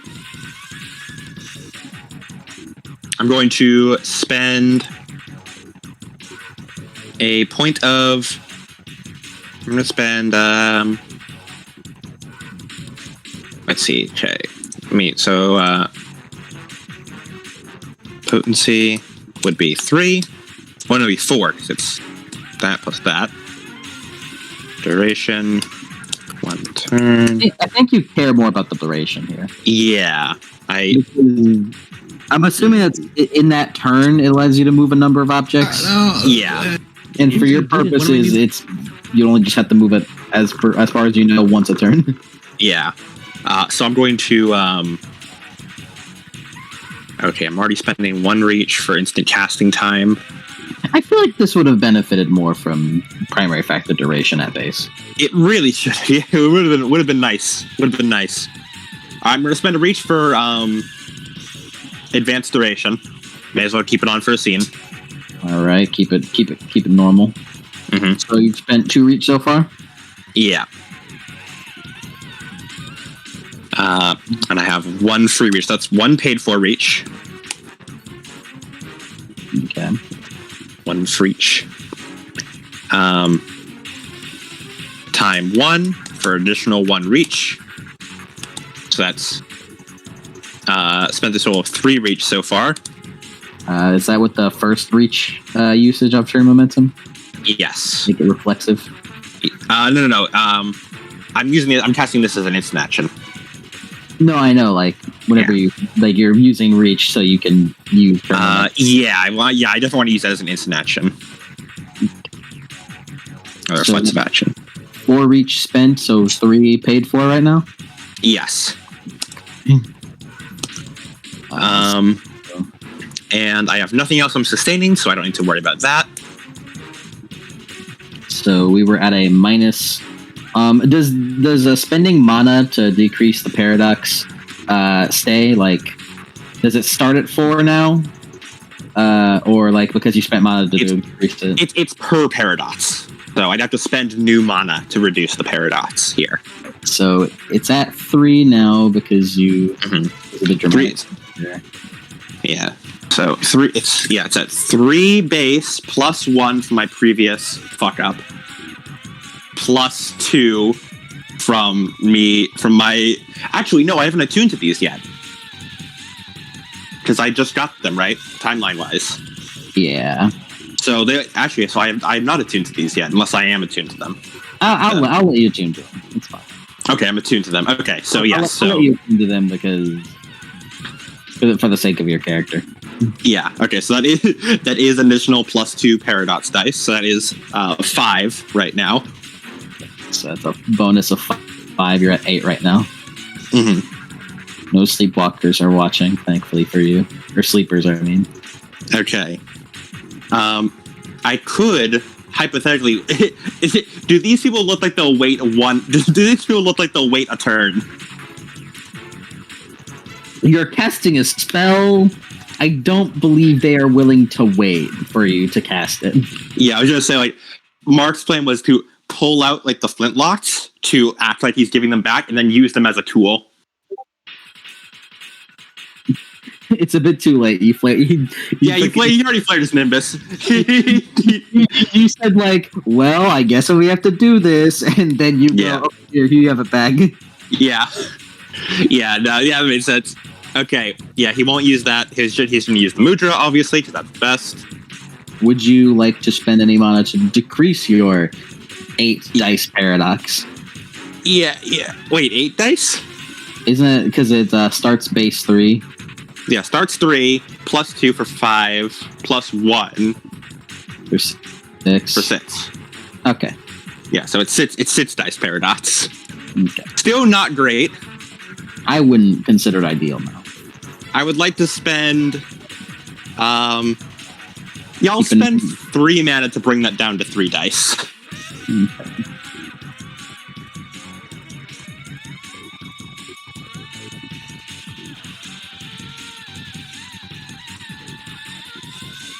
Okay.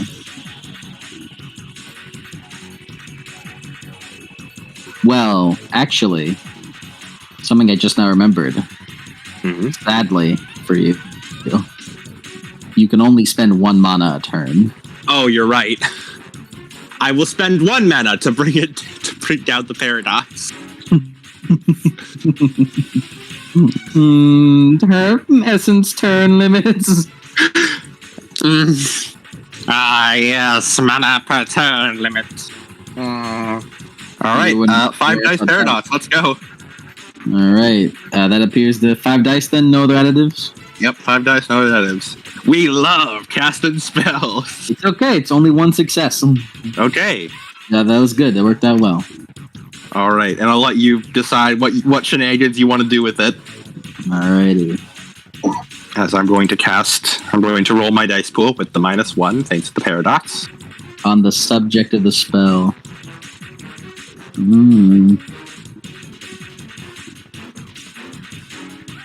I like bombastic.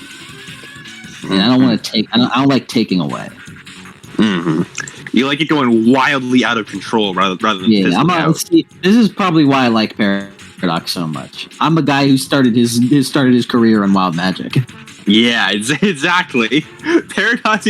Every mage is a wild magic mage waiting to happen. Maybe that's why I love casting spells. Yeah. Okay. Can I suggest something? What's that? Advanced scale. It affects multiple targets. Advanced scale. A bunch of people now have turn momentum. I was thinking about that. Let me check conditions real quick. The paradox conditions then. No, paradox conditions is if Mark contains the spell. Oh, he is not containing it. No, he makes it everyone's problem all the time. Yeah. When he paradoxes, it's everyone's problem, not just his. Okay, let me get some conditions going.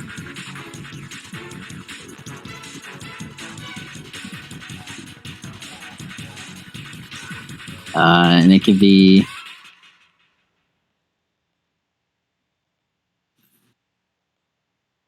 from this, gain the notoriety condition.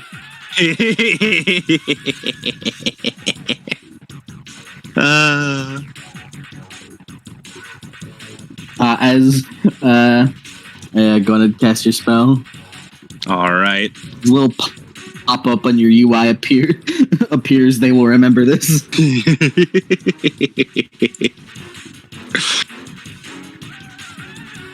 All right.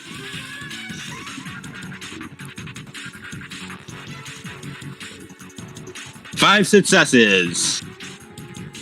I'll take a willpower back. A willpower back? Yes. Well, that happens every time you get an exceptional success on a spell. All right. And I need mana. So I'll take a mana. Yeah, all the mana you spent on the spell back, all the 1. Yeah. You could get another condition. I could. Conditions are really funny. They are. Who needs mana? Give me another condition. It's funny. All right. I want to have so many conditions by the end of this. Good. It can just be any conditions, right? Literally anything you want it to be. You could make one up on the spot if you wanted. Yeah. As this goes on, you'll probably just start making up conditions to give Mark. He just keeps taking. Yeah, I absolutely will. This is how you catch up with the senators in their fucking communal beat pool. Yeah. You may earn 3 experience a session. I get 15 conditions. We are not the same. Let's see. I'm looking for.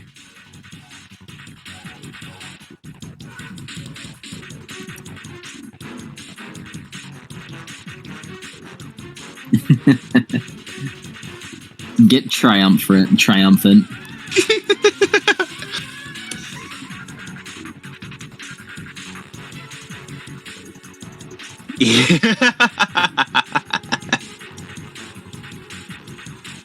Perfect. Every time you throw your success in someone's face, even if it risks making you angry or resentful. Oh yeah, this is the time. All right. as Mark throws out his hands, and to the view of anyone with mage sight, a massive pillar of flame erupts around him, far larger than most mages and imbuses are, that seems to, not actually, but in the eyes of magic, scorch the ground around him, and illuminate him in very bright flames, which makes his cocky smile seem all the more defined. She backs up a little bit. It's so powerful. Of course I'm powerful. I was trained by one of the best pirates on the sea. You'll remember this as the day you almost taught Mark Reed. I get an arcane beat. Very, very quickly getting that one.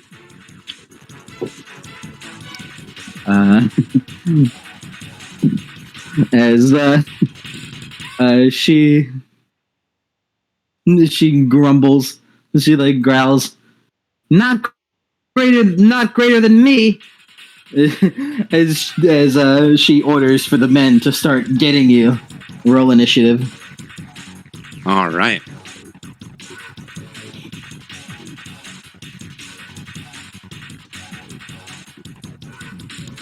Finally, after 3 hours, looks like Around that. it's 2 hours. Yeah, Where we at, Ink? it's only 2 hours. It's only been 2 hours. Yeah, we're technically one hour 56 minutes.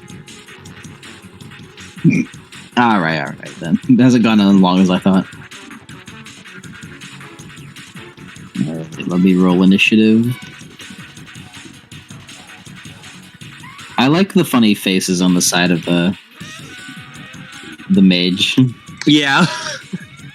Dark Hair's mage, you with all the dudes staring at you. Me and the gang. Oh, and by the way, Mark is going to, I believe it's a reflexive action to activate Mage Sight. Mage armor? I was going to just say Mage Sight, because Mage Sight is needed to start counterspelling shit. Active Mage Sight. But you already spent your, you have to do that in a bit. You have to you have to do it on his turn. I've learned that whenever, with stuff like this where you have to spend like multiple essence at once, but like you can only spend one essence a turn, you have to wait. You have to spend it over the course of however many turns in essence it is, which is wow. It's wacky. So, all right, you're lucky. You're lucky she has quite the weapon on her. Look, she has quite the weapon on her. Fun fact, the flintlock musket minus his initiative by 5.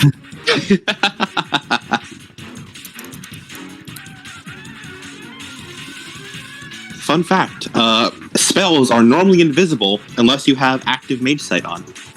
And then you can start seeing Imago. Well, technically, you can see the spell as it's being cast and see the effects of magic. I mean, the effects of the spell obviously are not visible, but... But like the magic within the spell. Yeah. As the Mage Sight's called Imago is. Yeah. Alright, let me get rid of a couple of these tabs.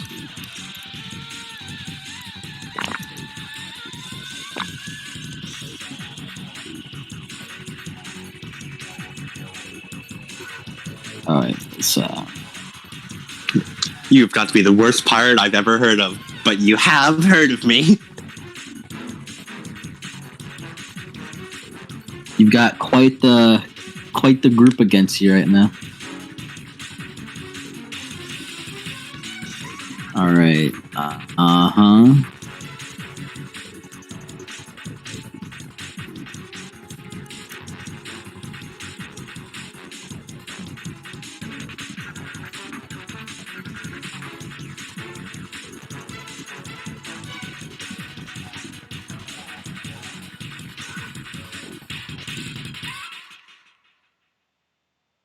We got some good numbers here.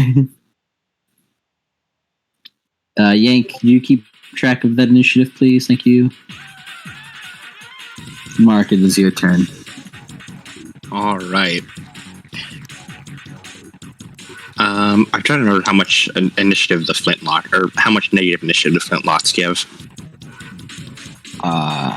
Here we go. I found it. It's a -2.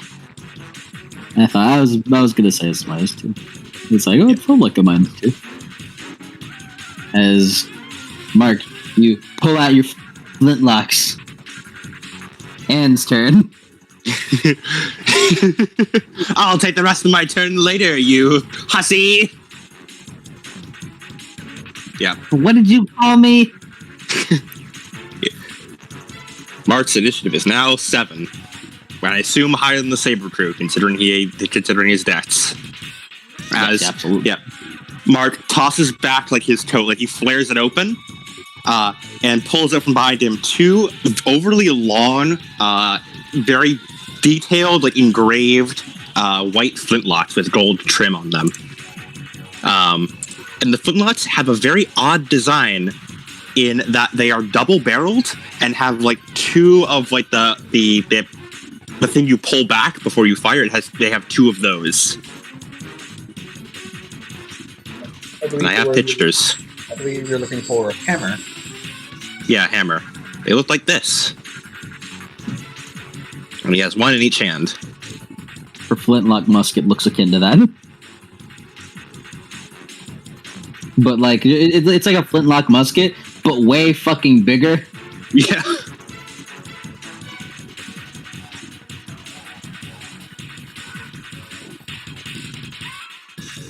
Mark takes that. Fun fact, Yank, for when you know, I don't know if you know this, but it takes 5 turns to reload a flintlock. Mm-hmm. So if you're a flintlock character, you better sit down and wait. And Mark's Nimbus is applied. So now I get +2 to resolve while this tilt is active, and I get +1 to firearms and 8 again on it. Mm-hmm. Nimbus tilts as like flames kind of dance across your arms. All right, Anne's turn. Woo! Come on, show me what you got. Mark pulls at his flintlocks. Anne's turn.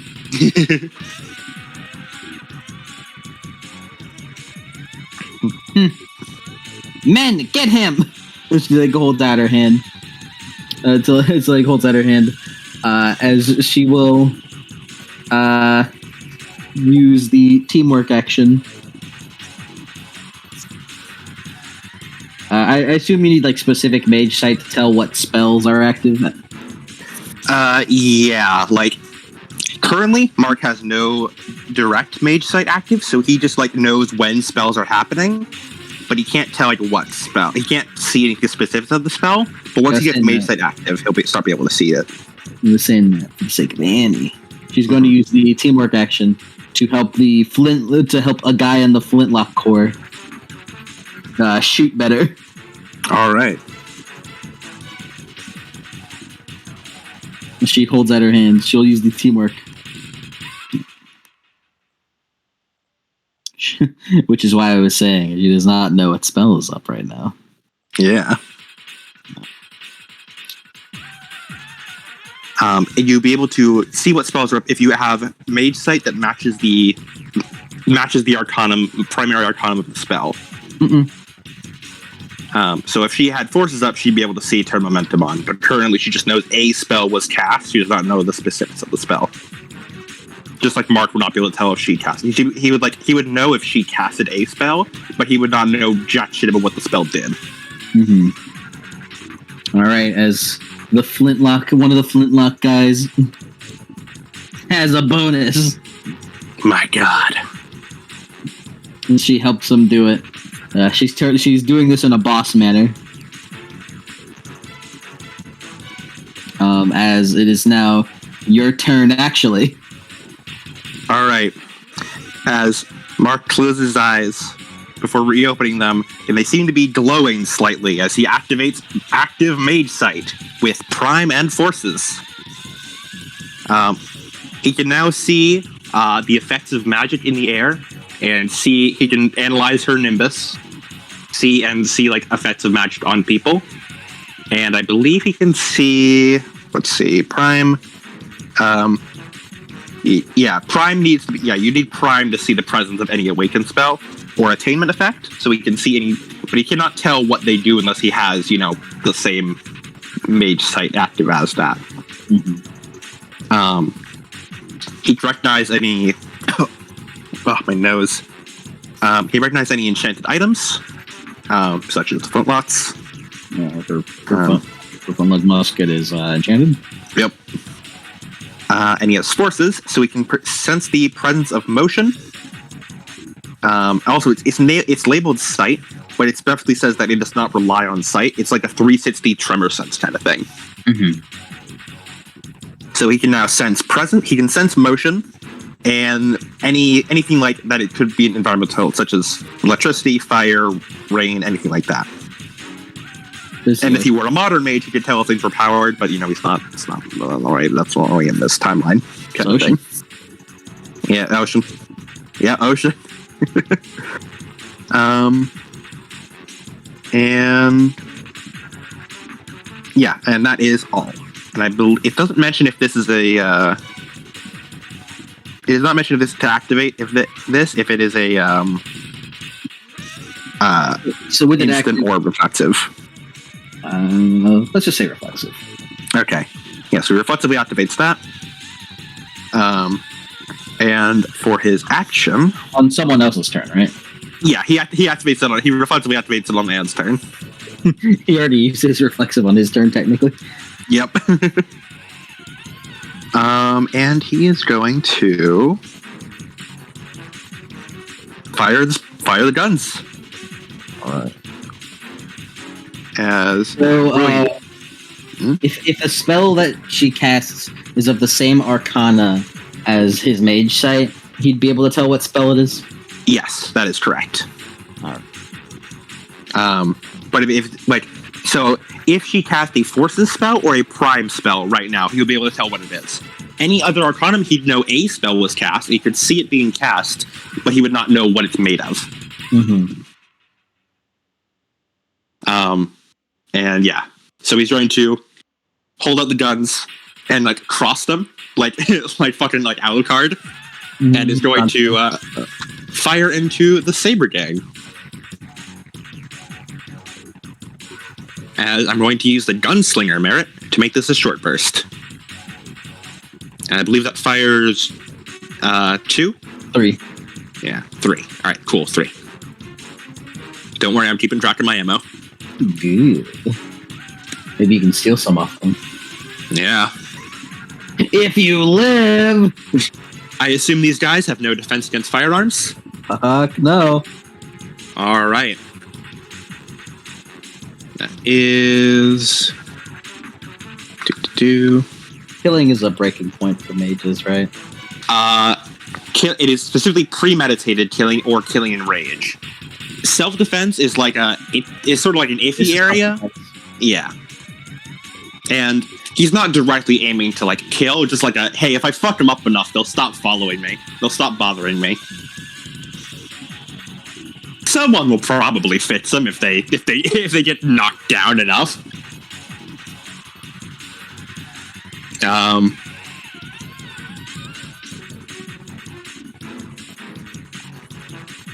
And 8 again.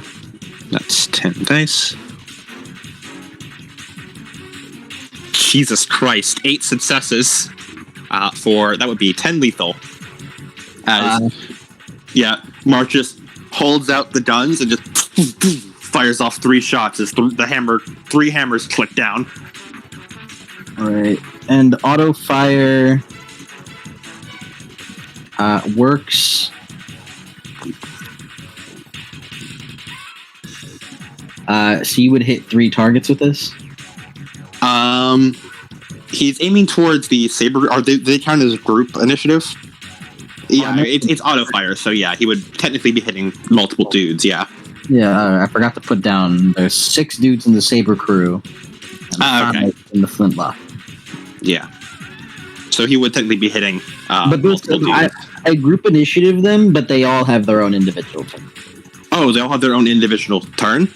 Yeah, it's just I group Okay. initiative them so I don't have to roll 11 initiatives. Okay, in that case, I don't want to do a short burst. I want to basically do exactly what I just did, but I'm using the third dodge gunslinger merit that lets me actually target multiple people, Okay. I believe. Yeah. Which counts as a medium burst with still fire that only fires 3 shots. No, medium burst fires more than 3. I know, but gunslinger makes it so it only fires 3. Oh, okay. Yeah, the specific wording is a medium burst, but you only fire 3 shots. I believe you get a penalty with people.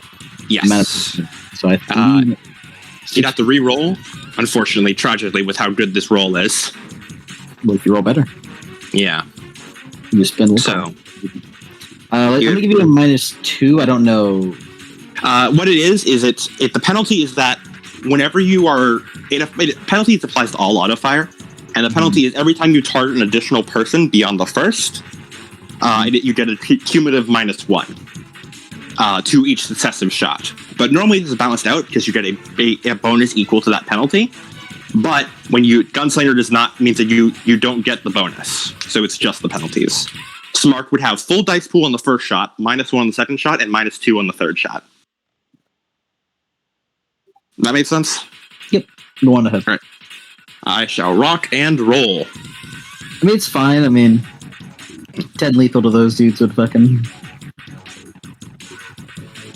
Oh god, I spent all my luck on the false roll. I rolled so much worse on the next 2 rolls, the next 3 rolls. It's okay. So- They're normal dudes. So Yeah. as you cross the flintlocks, I missed 1 shot. I'd like to spend steadfast to make it hit instead. all right, gain an arcane beat and remove steadfast. As you fire the 3 shots, it's like you see one of the shots begin to go wide, but then you just kind of like turn it back on course. Yeah, nudge it a bit. As you deal 3 to 4 lethal to 3 dudes, and because they're normal, they just kind of it's like 3 dudes in that group of 6 get like taken down and fall to the ground as they Down you go. beaten down. As he holds the flintlocks back up and starts and spins them like Revolver Ocelot.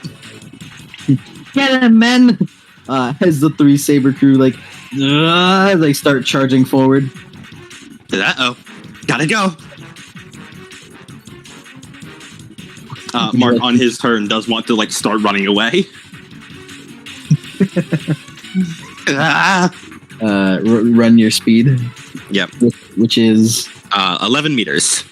as you run 11 meters, on the saber crew's turn, as they begin to run after you, but their speed is absolutely not 11 meters. So he starts sprinting off and jumps over one of the trees he knocked down, hides, but keeps hiding behind another one.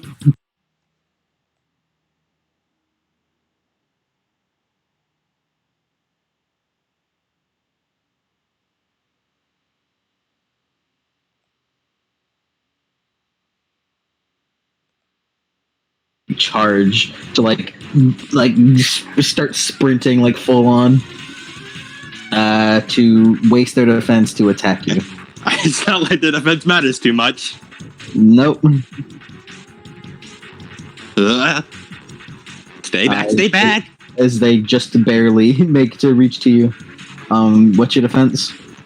Defense of 7. Defense of 7. That's a chance die.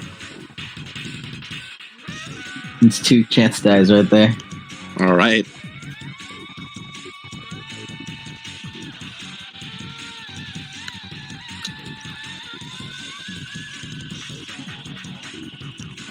Oh, I already have it.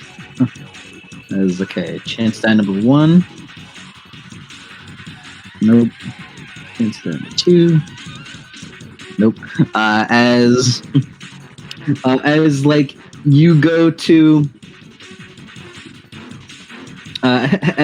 you go to turn around to meet them, as they one of them jumps up into the air to kind of hit you, as you kind of as you hold out your gun butt first as you spin it in your hand, as you like duck, as one of them just gets as like because of his jump, he lands cock first. He lands cock first into your fucking gun as he's like, oh, like holds his privates as he like fucking like tumbles to the ground. And even Mark like cringes at that one, like, ooh, that's gonna hurt.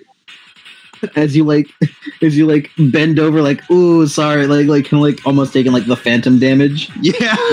You bend over after taking like the phantom damage as the other guy tries to swing at you, but then like because of your snappy bend over, he like whoa, like tumbles over you and lands on the other guy. Man, watch you guys are going. Flintlock crew, go! As you look over and you see 5 pistols pointed your way. These really the best you guys can do? And they look at the flintlocks. From Anne's perspective, an attainment activates. I'm gonna activate force. I'm gonna activate mage armor force. As like a shimmering shield that only mages can see appears around. A shimmering like shield made of fire appears around Mark. I'm gonna spend 1 mana. Speaking of, she's going to spend 1 mana to activate her active mage side as well. As her eyes begin glowing. He's not using any spells that I'm familiar with. As all the dudes begin to like fire their flintlocks. Sorry, man, you took it way too far. All right. As you have no defense. Yep. Shall I roll my thing? Roll your what? Turn momentum. You already cast the spell, didn't you? Yes, but what it is? Well, I believe it's what I do is as far as I'm aware, I roll it every time. Like I basically roll it instead of dodging. Let me see.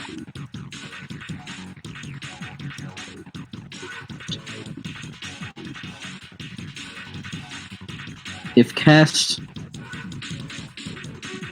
with the it says may take a dodge action. So. Yeah, and then I use +1 reach to the mage can use turn momentum's effects as a reflexive action instead. So Mark is using a reflexive action on their turn to basically apply dodge. Okay. Yeah. Okay. Do it. Yeah. If you roll that as a does that mean like you take? I believe I would roll the turn momentum dice pool, and that would act as dodging. As I would put it, it is the gambling man's defense against firearms. Yeah, I personally prefer ghetto defense against firearms. Yeah, defense against firearms is better, but I think this is funnier. It's way funny. Yep. The guy who has the bonus from Anne will spend willpower on his right. The group's communal willpower. And this is 2. Uh-oh. As the others will take advantage of the fact that you also don't have defense against firearms.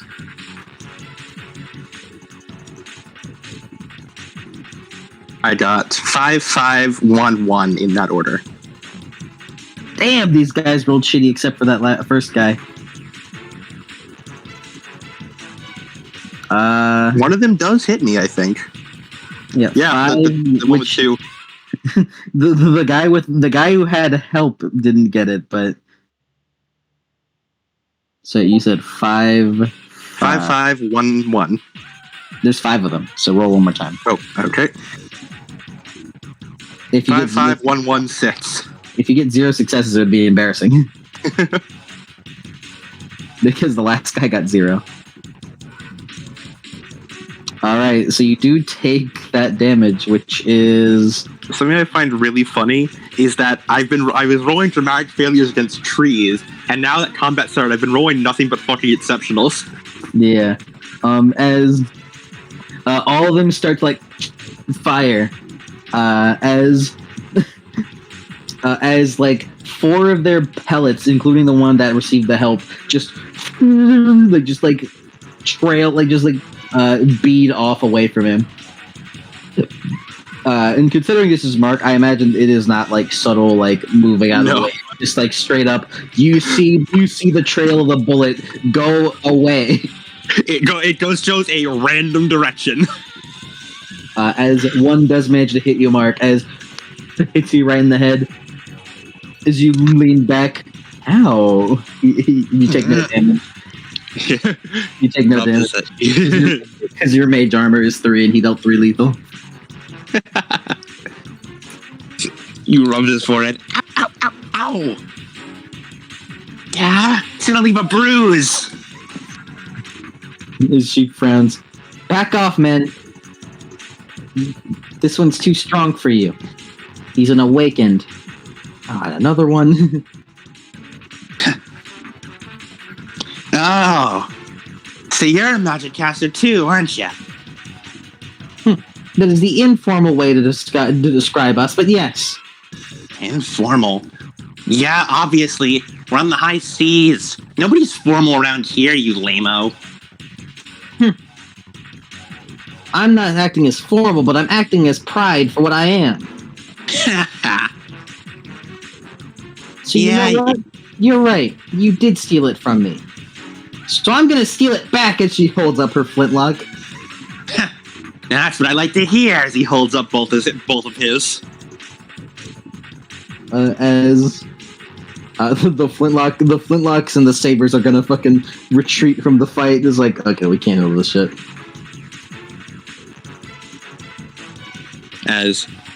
All right. Your move. She frowns at you before, as you hear the ignite of the gunpowder as she launches her musket. All right. I love ghetto defense against firearms. Yeah, I love the fucking gambling man's defense against firearms. I'm gonna spend willpower here. 5 successes. Another exceptional. Jesus fucking Christ. What are you, Mark?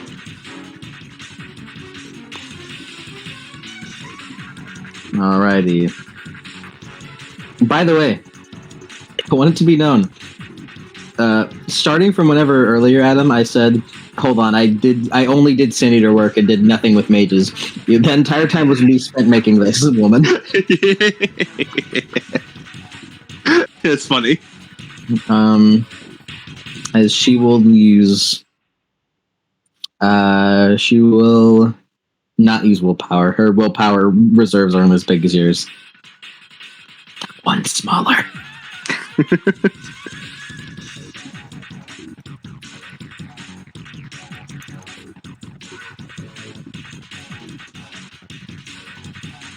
Technically, I have 2 additional willpower right now because my Nimbus is active.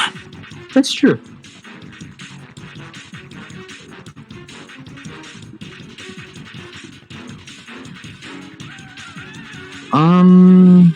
Would it have this?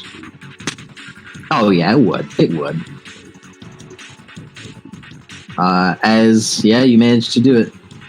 As a meaty blast comes out of her flintlock, as the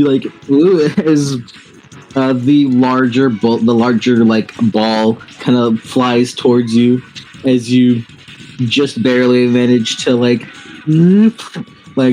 push it away, and it slams and bursts open a tree. Jeez, the heck is that thing? What are you putting in these things? You aren't dealing with an average musket anymore. This is the Skybreaker, gifted to me by my mentor. Yeah, well, She holds it up very proudly with a big smile. He holds up both of his muskets. This is Midnight and Daybreak, stolen by my own hand. You already gave it names? Yeah. Yeah, I'm getting those back. I'm getting those back. Nah, no you aren't.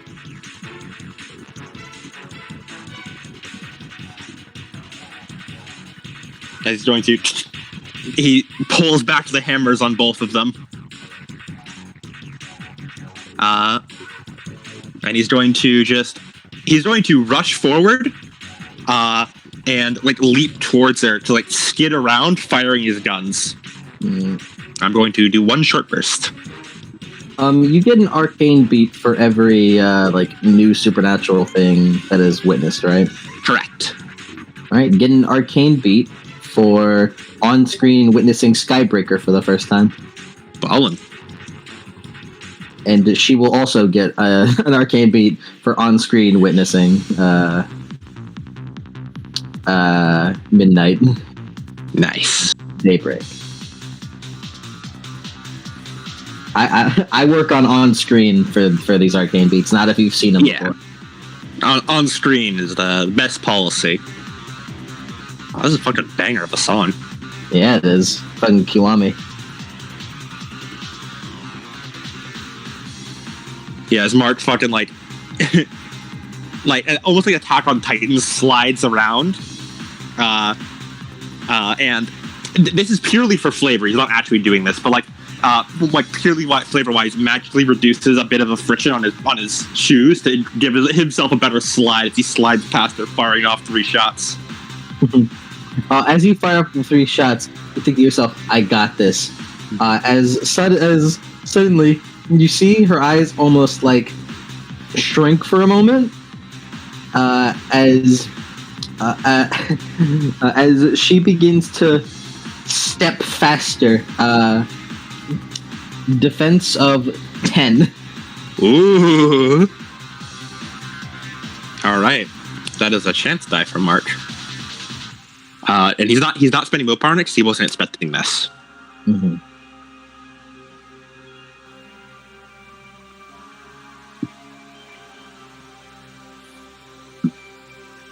That is a dramatic failure. Alrighty. Considering the nature of the weapons, they can't really jam.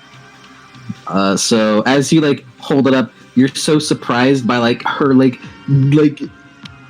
as you launch the bullets out, she definitely weaves in between them, and you're so surprised as you like kind of stumble backwards as the third bullet you fire with your short burst like launches the recoil of the gun and hits you on the noggin for 1 bashing.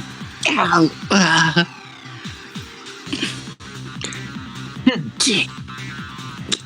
As you can see, What's that? As she spins the rifle around and leans it against her back. I'm a practitioner of arcane arts that allows me for such things. I have no use for trivial matters, for trivial abilities such as yours. Who are you calling trivial? I just took down your whole dumb crew. They are simple sleepwalkers. You're dealing with an actual awaken now.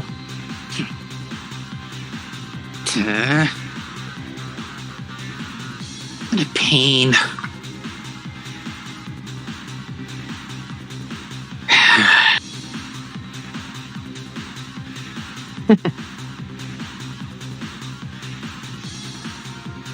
As Mark is going to just sort of look and sort of narrow his eyes, he looks around. She had activated her mage armor that time. Yeah. All right. Guess we'll do this the hard way then. As he is going to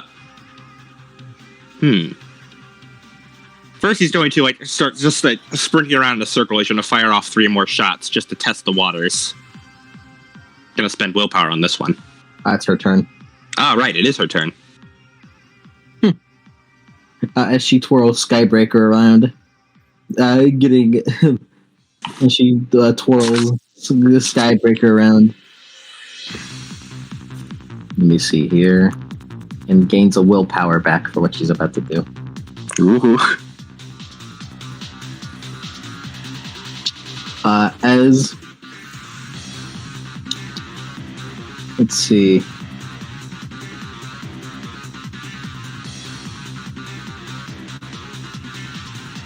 She's going to cast this spell again. Oh, she's casting a spell? Yes.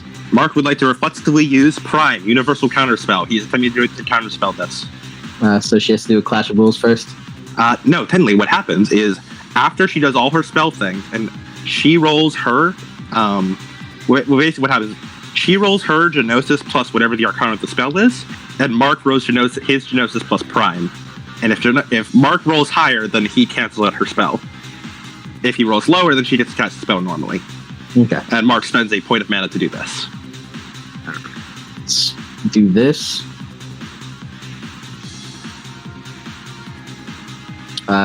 Before she spends reach on that, this time she's going to spend reach on this for being a scene. And let's leave it at that.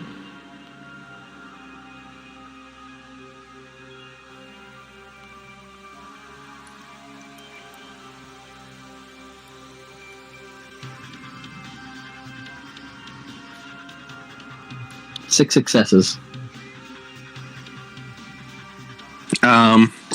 Alright, she just has to roll like raw Genosis plus. Like unrelated to the spell roll, she just needs to roll raw Genosis plus Arcana. With no Yamcha. Alright, and that's And that's the counter spell roll. Yeah. She has to roll higher than 3 successes. She can spend willpower, yes. She's intelligent, and she can make good assumptions here, considering that she can put willpower on this. 4 successes. Alright, yep, she gets the spell off. As she... as you see like a flare of Nimbus, much like your own, however notably weaker.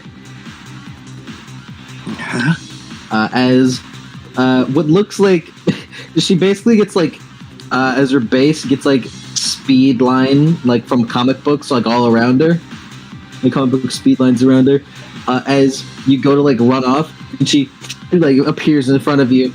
You're too slow. The heck? You're annoying. And you're the one who stole my stuff.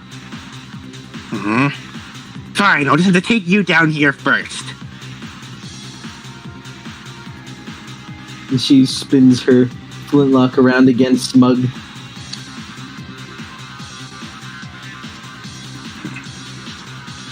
Mark's turn? Yep. Reflexively, he's going to spend a point of mana to add time 1 to his mage sight. So he can, because he suspects, like, this girl's moving fast. I know that time exists. May as well try it. As his eyes, like, the eyes sort of dilate almost and seem to start clicking like a clock. As you see, she, in fact, has the acceleration spell casted on her with mage armor time applied. And it's just he just knows what spell it is. He just knows what spell it is. He can't tell what like potency it was casted at, right? Yeah, he only knows what spell it is. He does not know what potency is cast at. He would need to spend time scrutinizing the spell for that, which he does not really have time for right now. Ironically. Yeah, ironically. He could attempt the revelation, and that would tell him, but that would take like his turn, and he'd rather just fight her. Well, yeah, she has the mage armor time and the acceleration spell active on her.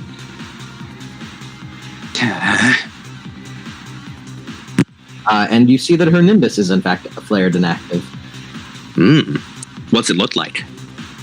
Speed lines. Ah, nice. Yeah. Like looking at her, she like looks kind of blurry.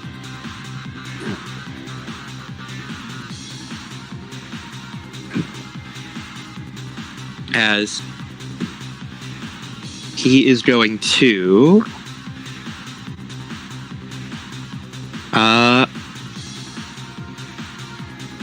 run forward and then runs right towards her and points the flintlocks up and then points them right down. Is going to fire a spell down to make a sandblast. Alright. Going to improvise a spell. Go for it. Alright. Let me look at improvised spell. I'm trying to apply a tilt here. And because I'm using both dedicated tools here, I get a +2 to my spell roll and 3 additional free reach, basically. Technically, it's a -3 to the paradox pool, but Effectively. yeah. I'm gonna have her roll Wits plus Composure to see if she gets surprised.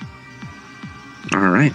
And funny for you, she's good at this, but it's a little something special that she does not have right now.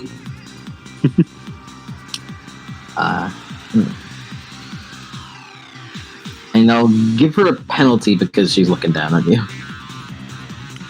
She doesn't expect you to be able to fight smart. All right. I'm trying to inflict. This would be a compelling because he's trying to blow the sand up into her eyes to apply the blind tilt.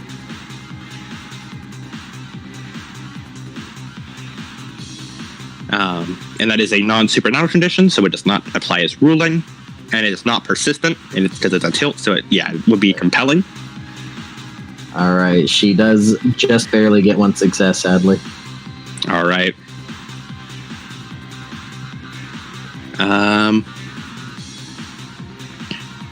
Yeah, and no mana needs to be spent because it's part of this ruling arcana.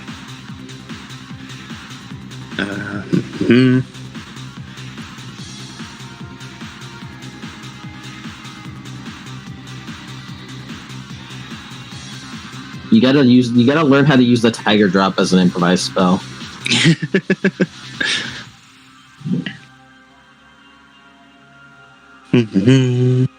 I guess Turn Momentum is kind of a Tiger Drop if you think about it. Kinda, yeah. If at Turn Momentum, if I applied more reach to it, I could actually apply a counterattack. So yeah. Yeah. All right. Someone throws a punch at you, and their momentum somehow just manages to land their own punch into their stomach. All right. What would you say the primary factor of this would probably be duration? For this? Yeah. No, not duration. Potency. Not duration. Potency? Okay. Because it's a quick blast. Yeah.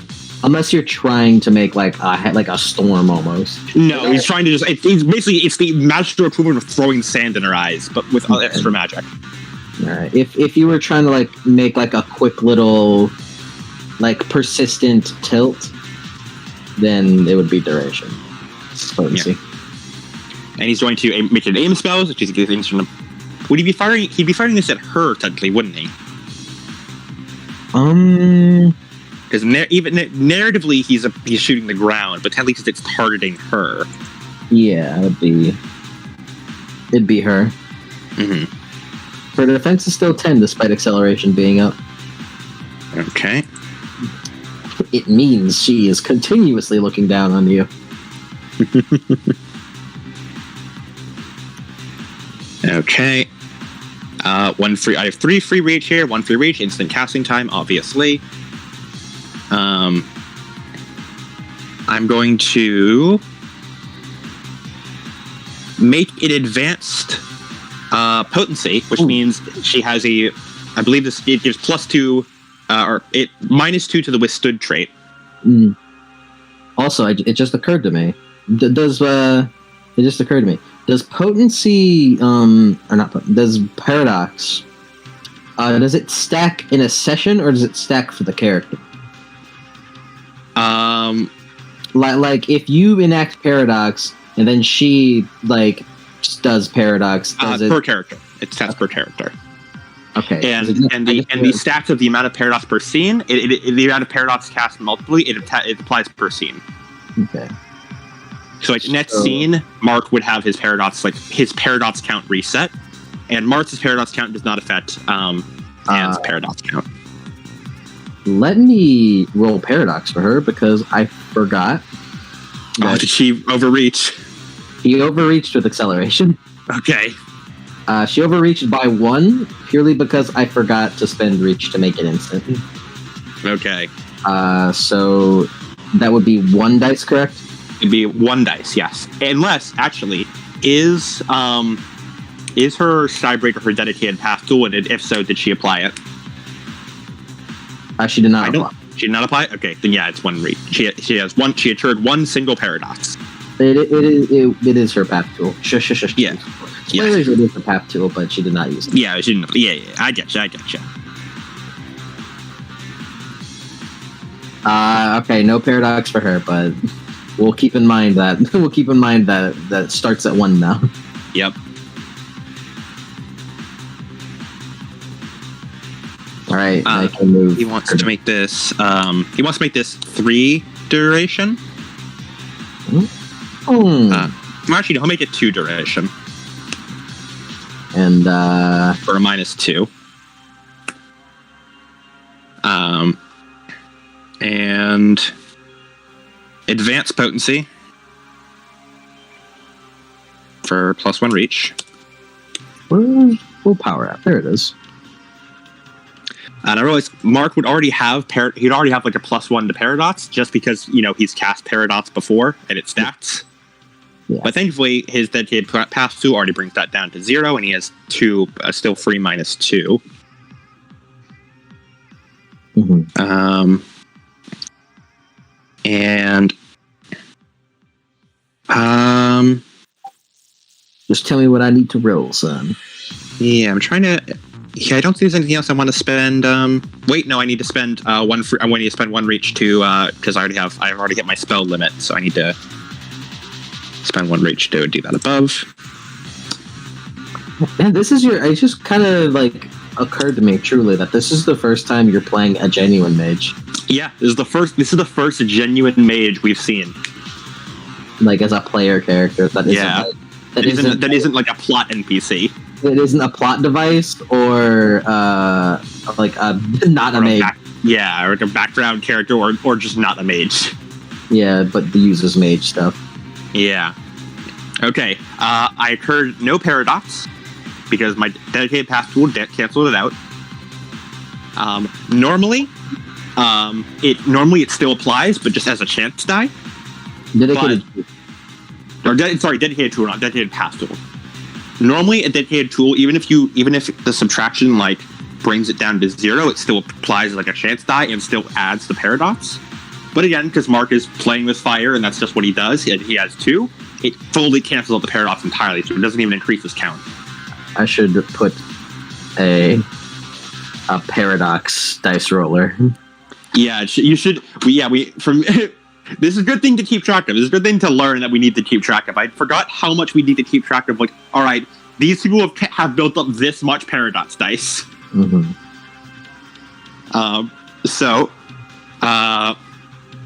Is Ant doing it withstood on this at all, or am I aiming this at her, or what? How are we doing that? So, because it's low level, it would be withstood. Yes. Okay. So it's probably withstood by her stamina, I imagine. Yeah. So, okay. Yeah. Actually, you know what? He's just gonna fucking turn it to sensory range with another free reach, just as he can, just to ignore. Like, all right, wait, I don't want to aim for her. Narratively, he's aiming for her. Mechanically, he's just putting that fucking sensory range. Okay, you put it at sensory range, then she cannot avoid it. She can't do shit about it. Yeah, it's just like it. Now it's just withstood. So what's her stamina? 2. Okay, because I put it to advanced potency, that is reduced to 0. So I just roll full dice pool. Alrighty, go for it. Alright, no paradox roll on this thanks to dedicated tool. Correct. Alrighty. Again, normally dedicated tools still give a paradox roll, but because Mark has special dedicated tools and he has 2, when most people usually only use 1, he fully cancels it instead of reducing it to a chance die. Mm-hmm. His base right now is like 6 after this, right? Base paradox? Yeah. No, his base is still a 1. Okay. His paradox is not cumulative. Only amount of times you've casted, only amount of times you've built up paradox is cumulative. Each paradox is calculated separately. Okay. All right. So full dice pool, which would be 1 plus that, so that'd be 4 plus 2 from the yantras. That is 6. And then it'd be minus 2 because of he's increasing duration by 1. Gonna spend willpower. Jesus Christ. 1 success. That's what's important. 1 success is 1 success. 1 success is 1 success. And it's a damn good thing I spent the willpower because it was in the willpower dice area. All right. What tilt are you trying to apply? Blinded. Blinded. And the blinded will apply for 2 turns. As you run towards her, she looks smug as all hell as you as a blast of sand blows up. She not expecting you to be an actual fighter and just kind of being a shitty kid. She gets hit in the eyes. As more so just it was almost just completely instant. The way the sand blew up and with her eyes, she couldn't possibly avoid it. Shut up! What's wrong? You aren't so confident now, are you?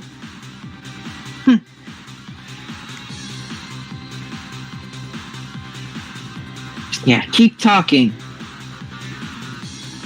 Gladly, as long as it means I don't have to listen to your annoying voice. Her turn. She holds up a spell up. Sensory range. I'm gonna attempt to counterspell it. Alrighty. I'm running real low on mana. I got 1 left. I need to counterspell this now. I need to counterspell this.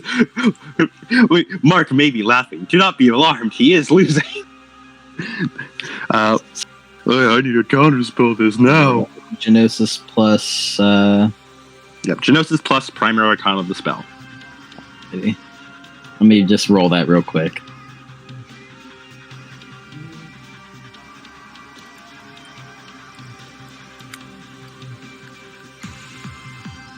She doesn't have a whole lot of arcana to spare. She does spend willpower, but she doesn't have a whole lot of it to spend. Mm-hmm. Mark's spending willpower as well. 1 success. Yes, I have counterspelled it, and I'm plundering that spell. Plunder. As Steal. As she goes to as you see. What looks to be green blur lines appear on her hand as you just kind of rush forward, grab her hand, and then just rip out grab her hand and then just rip out whatever she had in it. Nuh-uh, no way. Huh? And then he crushed it in his hand, and she'll be able to tell as he takes the mana he takes the mana in the spell and absorbs it into himself. Get 1 mana back. Yep. Is she? Wait, you know how to plunder? Wait, you know what plundering is? Of course I know what plundering is. Of course I know how to plunder. Like I said, I was trained by the greatest pirate on the 7 seas. She tries her best to wipe her eyes as quick as she can. Give me a moment. My mom's calling.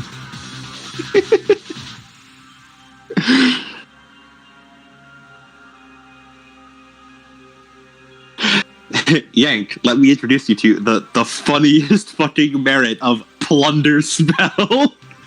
That is its official wording. Plunder spell.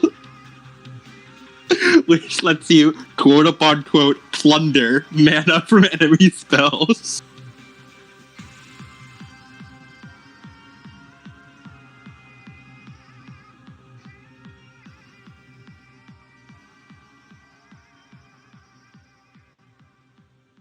Plunder.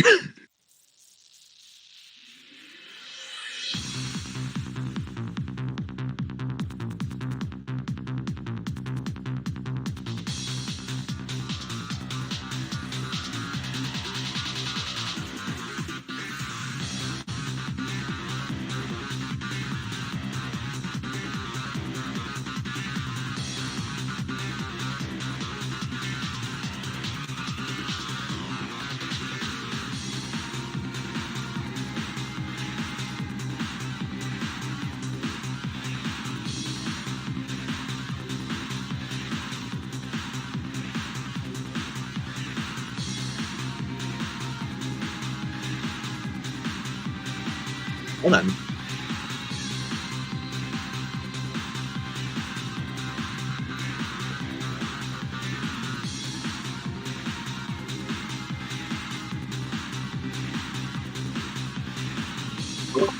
I've returned. She just desperately tries to wipe her eyes. Oh, he's not here. Mark. Mark. He's gone. Kiryu. What's Kiryu doing here? Because it's a gift where Kiryu dodges bullets. Yeah. Kiryu, blatantly superhuman. Mark went to praise the choir real quick. I'm back. Mark went up the quack. Quack, quack. I'm spending all my fucking brain cells on mages. I can't afford to spend brain cells on speech. Paradox roll turned you into a duck. Yeah, that's life arcanum. Is that supernal? Is that a supernal duck I hear? Quack. Such beautiful nature. Anyways, that's her turn. You've plundered her spell. She seems to know what plundering is. L plus plundered. Your turn, Mark. Spin the guns. Point. Bang, bang. Yeah, no defense right now. As you fire the guns, as you see her time armor shifts. Ooh.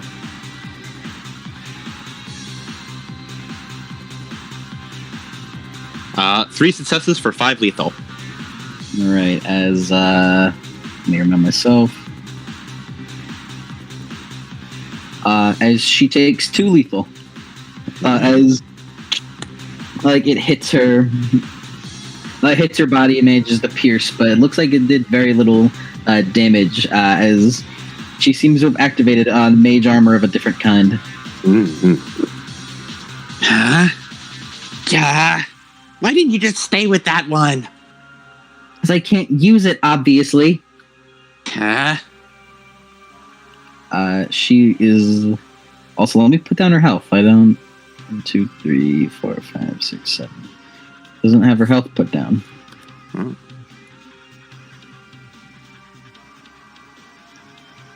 And that is 2 lethal.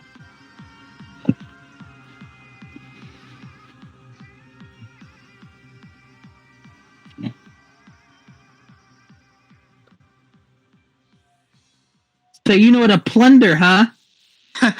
Of course. I bet once I learn it, I'll be way better at it than you. What? No way you'd ever learn plundering. Century cast.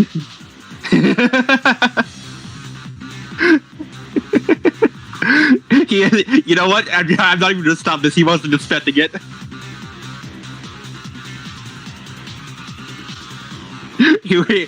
Bro is flabbergasted. He is not expecting it. Mm-hmm. All right, as she's going to cast this praxis.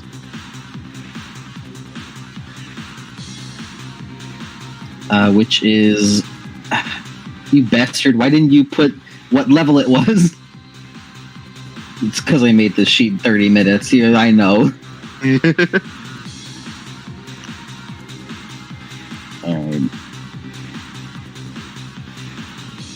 Give me a moment. This would be way quicker if I didn't fucking fiddle fart. So, okay, you'd have 1 free reach on this. So you're gonna obviously cast it on spring.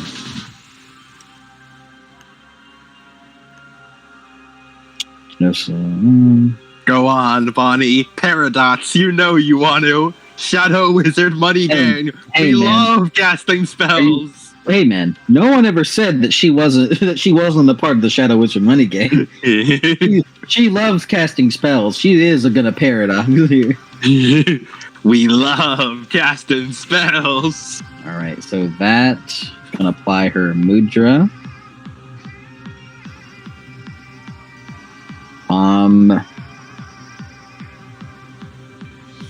Oh god, she's already got fucking advanced reach. That's another fucking reach on her. Yeah, so yeah, she spent her free mana on instant, and she's going to advanced range. Then apply a mudra.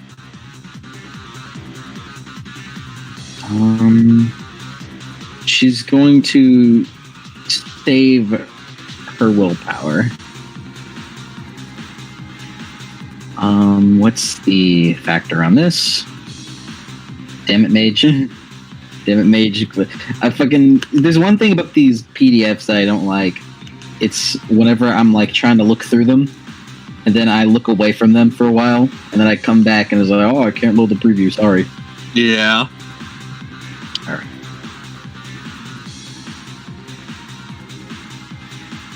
You know what? We love casting spells. I'm going to spend the reach on this one. We love casting spells.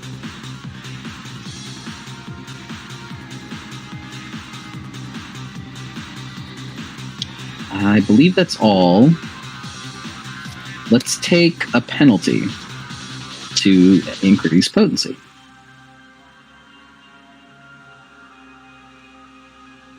No!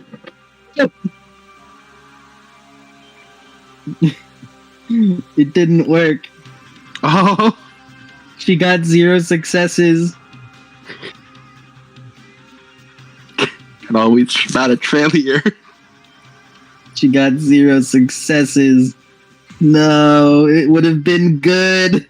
It would have been real good.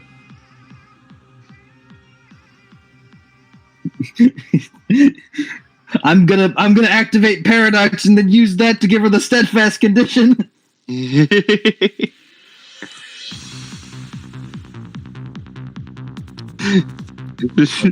I just imagine like Mark like standing there, sort of like with just holding like the gun out, and then sort of notices the spell just, and then just sort of waits like, nothing's happening. Dang it! Also, I forgot to. I did forget to do her dedicated path tool, but oh well. Let's just say she didn't use it for that one. I mean, yeah, she would have had to take another action to charge it to use it. Yeah. She used her mudra already. It's whatever. It's okay. Dang it! It's hard to do if I can't see my hands. She rubs her eyes some more. One more turn. Your turn. I almost feel kind of bad. I mean, after that pathetic display. Feel bad? Feel bad? Yeah. I mean, jeez, that was just lame.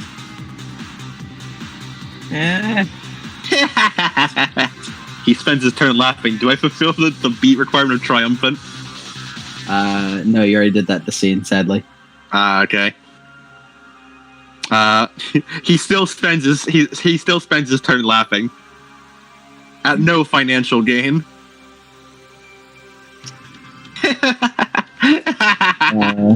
Would the sand be over this turn, I believe? Yes, it would be. As you're just like laughing, she wipes, she like her eyes peek through her fingers. Yeah, shut up! She holds out her hand, holds out her hand in like a finger pistol motion. Yeah. She will do yet another sensory range. Ready for you this time. You've really upset her this time. Yeah, she's going to do the same setup as she did before, but this time spend willpower. Which means, I believe... Mark is going to reflexively shift to prime armor. Actually, no, Mark lives on the edge. He's going to try and counterspell. Alright, Oh well, I'm glad I'm.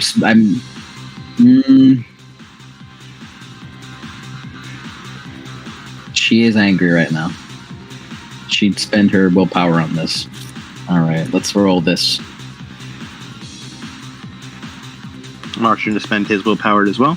He is down to 1 willpower remaining. She didn't. She spent the willpower on. Well, she didn't spend the willpower technically, but she would spend the willpower on the Genosis roll, not the resist the. 2 successes for plundering. Yeah, it worked. Oh. All did it. Mm-hmm. Oh. I'm sorry, Anne. Plunder! That's no fair. It's the high seas. You gotta adapt with the times. Yeah. Your turn. All right.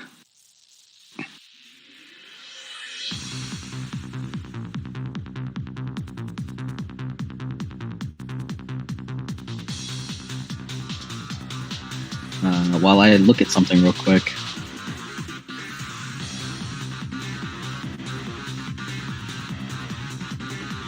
All right, right here. Oh, actually, I just reread. Interestingly, hang on. So, it seems actually it would be her turn. I realized because counterspelling is technically an instant action, but it works like dodging in that you can take it on other. You like use it as a reflexive action, and it just consumes your instant action for that turn. Huh. I can't believe it. Yeah. So it's her turn again. She growls again. Stop doing that. I can do it all day. I just eat more mana, and then that gives me more things to counterspell you with. He wouldn't say Well, then- counterspell, he would say plunder. Yeah. Well, then how about this? As she holds out her hand and does that similar casting signature again, like with her finger gun, as she like goes to like point it at your feet. You won't be talking whenever I bruise you. Whenever I bruise your feet beyond comprehension. Yeah, if you ever get it off. He's in a counterspell.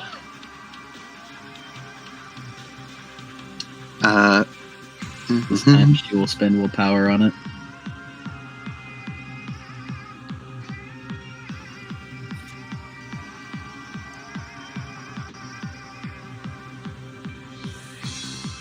Three successes.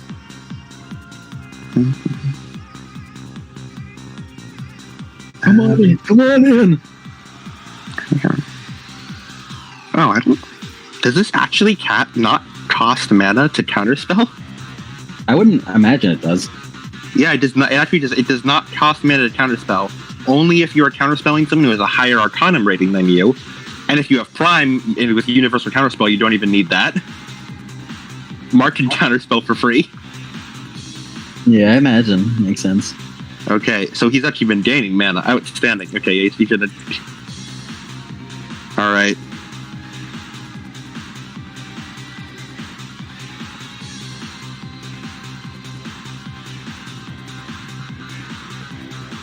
He's spending his last point of willpower on this. Oh, give me my dramatic failure. Lose a point of mana. As like with your smug, self, you copy her and do a finger gun towards where she's pointing at. As you fire, and then you feel.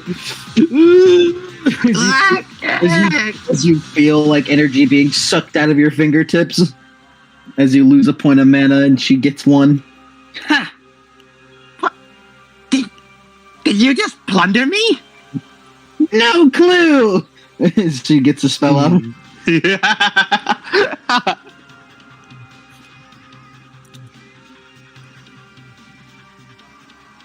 I can't believe you do. Ah, my feet! as Anne Bonny is something of a liar. Oh. Let's see here. And Bonnie lies? No dignity. So she'd be at 2 paradox, I believe, right now. Yes. Because she's incurred it twice by this point. She'll use her Mudra again. Be right here. She's going to use sensory range because she's really upset. Mm-hmm.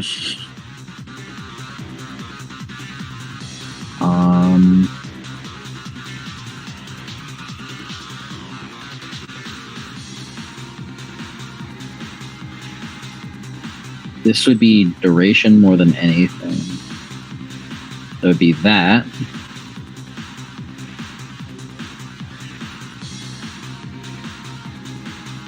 As she's going to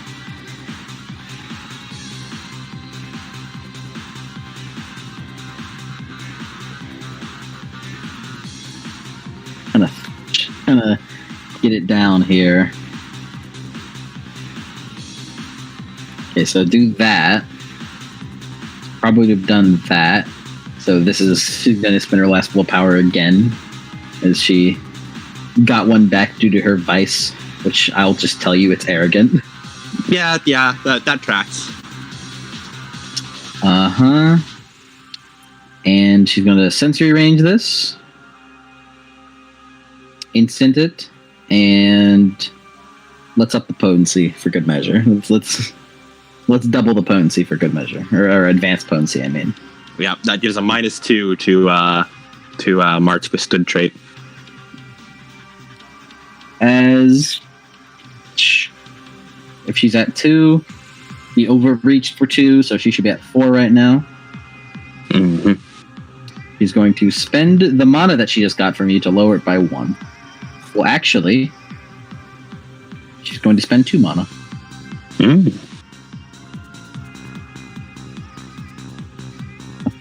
That's telling, Mark, ain't it? Yeah. Still got 1 success. As well. Shadow Wizard Money Gang. We love casting spells. Damn it! Come on! Come on, Anne! Come on, Anne! I know you got this in you. This is literally a fucking like 2 children fighting. You know what, Anne? Anne? Paradox, get steadfast. Get steadfast. Paradox. It succeeds with 1 success. We're So golden. that's how this is being played. I see. I do it for you, and you know it. I understand. Paradox is like wild magic. It giveth and it taketh away. Mm-hmm. I feel like Anne has been taken away too much. Yeah. I respect this. 1 success. This would be stamina. So what's your stamina? Mark has a stamina of 2, so that's canceled out by the advanced potency, so it effectively is 0. So you take the full potency. All right. The full potency, which it's okay. As she points to the ground and fires her finger blast, as you like flinch your feet, as if you're expecting it to like hurt a lot, as you all of a sudden feel as you feel as you feel roots in the ground erupt, grab your legs, and give you leg rack. What? Yeah. You stumble onto the ground. What's the... Yeah, okay. Yeah, leg rack and both legs with this active, I believe. If that sounds right. Yeah, sounds about right. All right. As vines grab your legs. You can also play smart. In fact, I might even say that I'm smarter. Nah, no way. How old are you even? How old are you? I am at the humble age of 19. I'm 19 too. What? Yeah, you aren't the only one.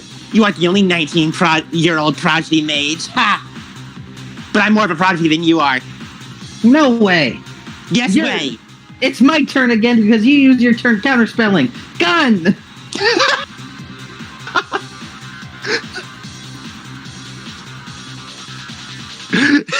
She holds up her flintlock to your chest.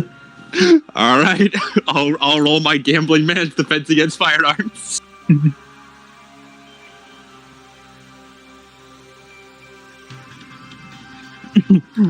How fun.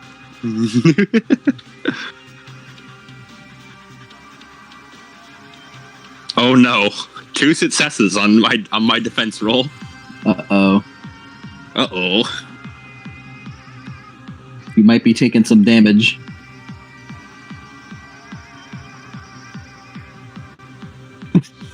One success over.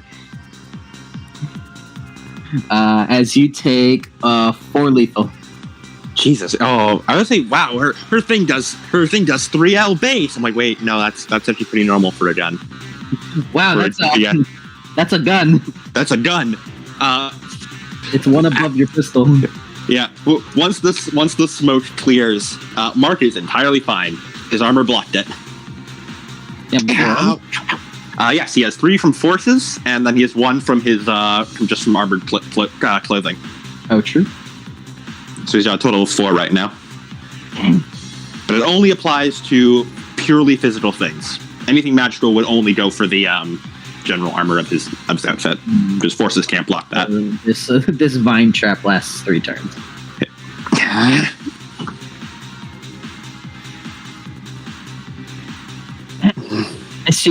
And screw this! As she holds up the bayonet and goes to bring it down.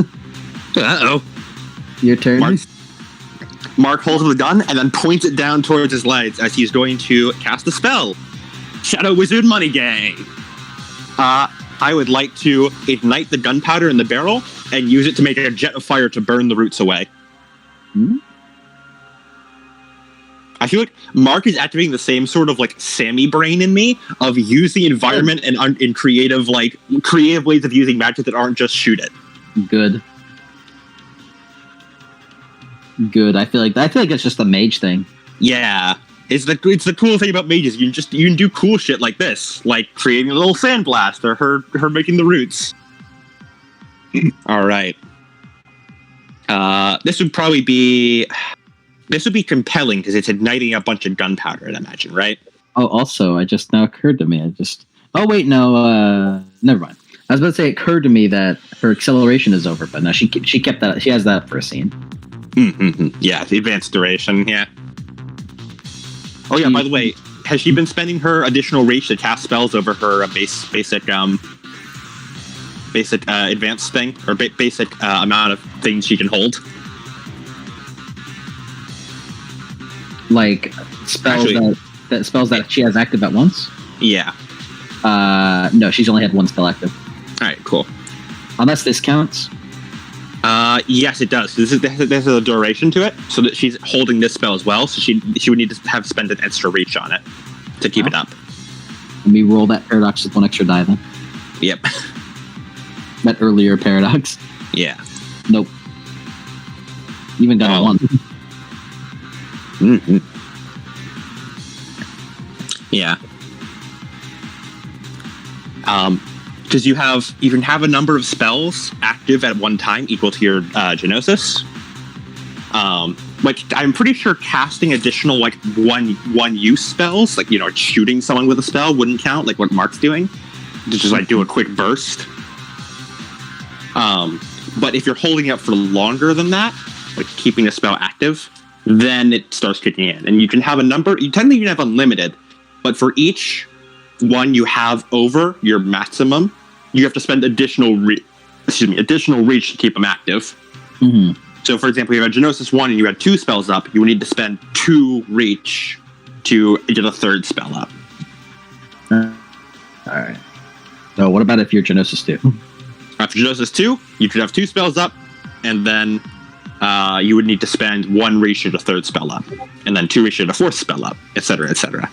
So if you're Genosis 2, then you don't have to spend reach to get 2 spells up? Yeah, then you're just good. You can have 2 spells up passively. Oh, then ignore that whole exchange. Ballin'. Yeah, she can have 2 spells up passively. You have a number of active spells equal to your Genosis. I think you can tell the joke that I'm going for with her. Yeah. When compared versus Mark. Yep. Just a tiny, just like one little bit better. One little bit better. But oh man, your Genosis, you must be really strong. You must be so strong. Your Nimbus, is this strong? Oh no. Yeah. The best part is like those who like I believe there's like a prime spell that lets you like fully scrutinize and get like actual Genosis numbers. But just seeing Mage Sight, he looks like Genosis 5. Yeah, also she gets an arcane beat for on-screen witnessing plunder for the first time. Ballin'. And, Nice. And you get 2 arcane beats for witnessing spells of the Life Arcana and of the Time Arcana. Nice. For the first time on screen.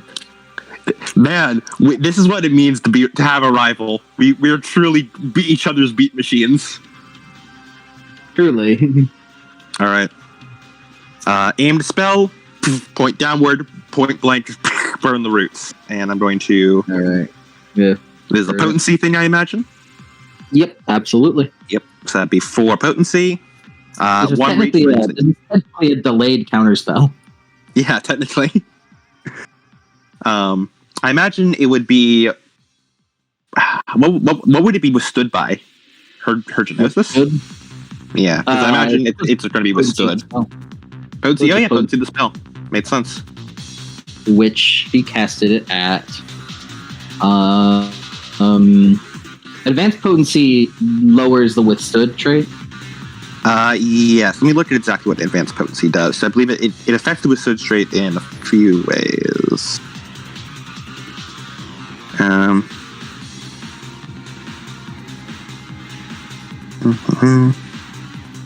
curious what Yank's doing right now. It increases the spell's withstand ability against dispellation by 2. Ah, okay. So for the sake of withstanding spells, its potency increases. Okay.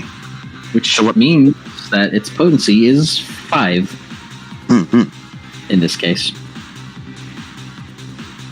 Okay, so I was wrong in what I thought advanced potency did. Yeah. Whoops. It's okay. Well. Effectively, it equaled the same. Yeah. Spells withstood ability against dispellation. So, yeah. All right. So effectively, it means the same thing, but it leads to different consequences like this. Yes. So the withstood of the spell is 5. Okay. So I'm going to. I have. What do you say this is? What dot rating do you think this force's spell would be? You have compelling. Up to 3. I don't think it's compelling. Yeah, because it's a little bit probably. Because you're igniting. Yeah. Gunpowder to make a vent of flame. Mm-hmm. It seems like you're maybe ruling. I was gonna say either ruling or or it could be fraying or weaving. I think fraying would be doing it directly, but he's basically like he has like a middleman. Fraying would probably be using like force magic directly to get rid of the roots. While compelling is he's making fire and nudging his gunpowder.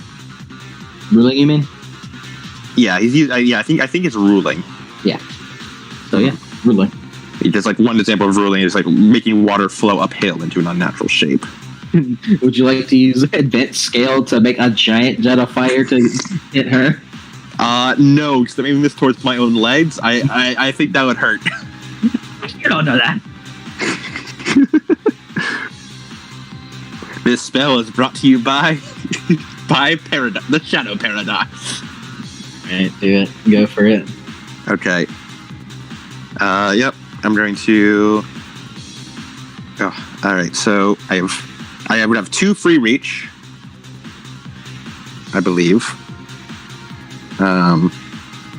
Yeah, I have 2 free reach. 2 free reach. 4 potency. 1 duration. Advanced potency. Well, would advanced potency lower the potency that I need to beat? The lower the potency that I need to beat, or would it just like increase my potency? It seems like it would increase your potency for the case of withstood. Like for like, so I feel like advanced potency only works for if the spell is like attacking someone. Yeah, and like or not attacking someone. Well, it's like if the spell is being dispelled.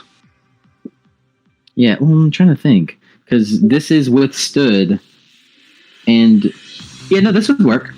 All right, cool. Advanced potency. It would increase your potency for the sake of resisting against this withstood by 2.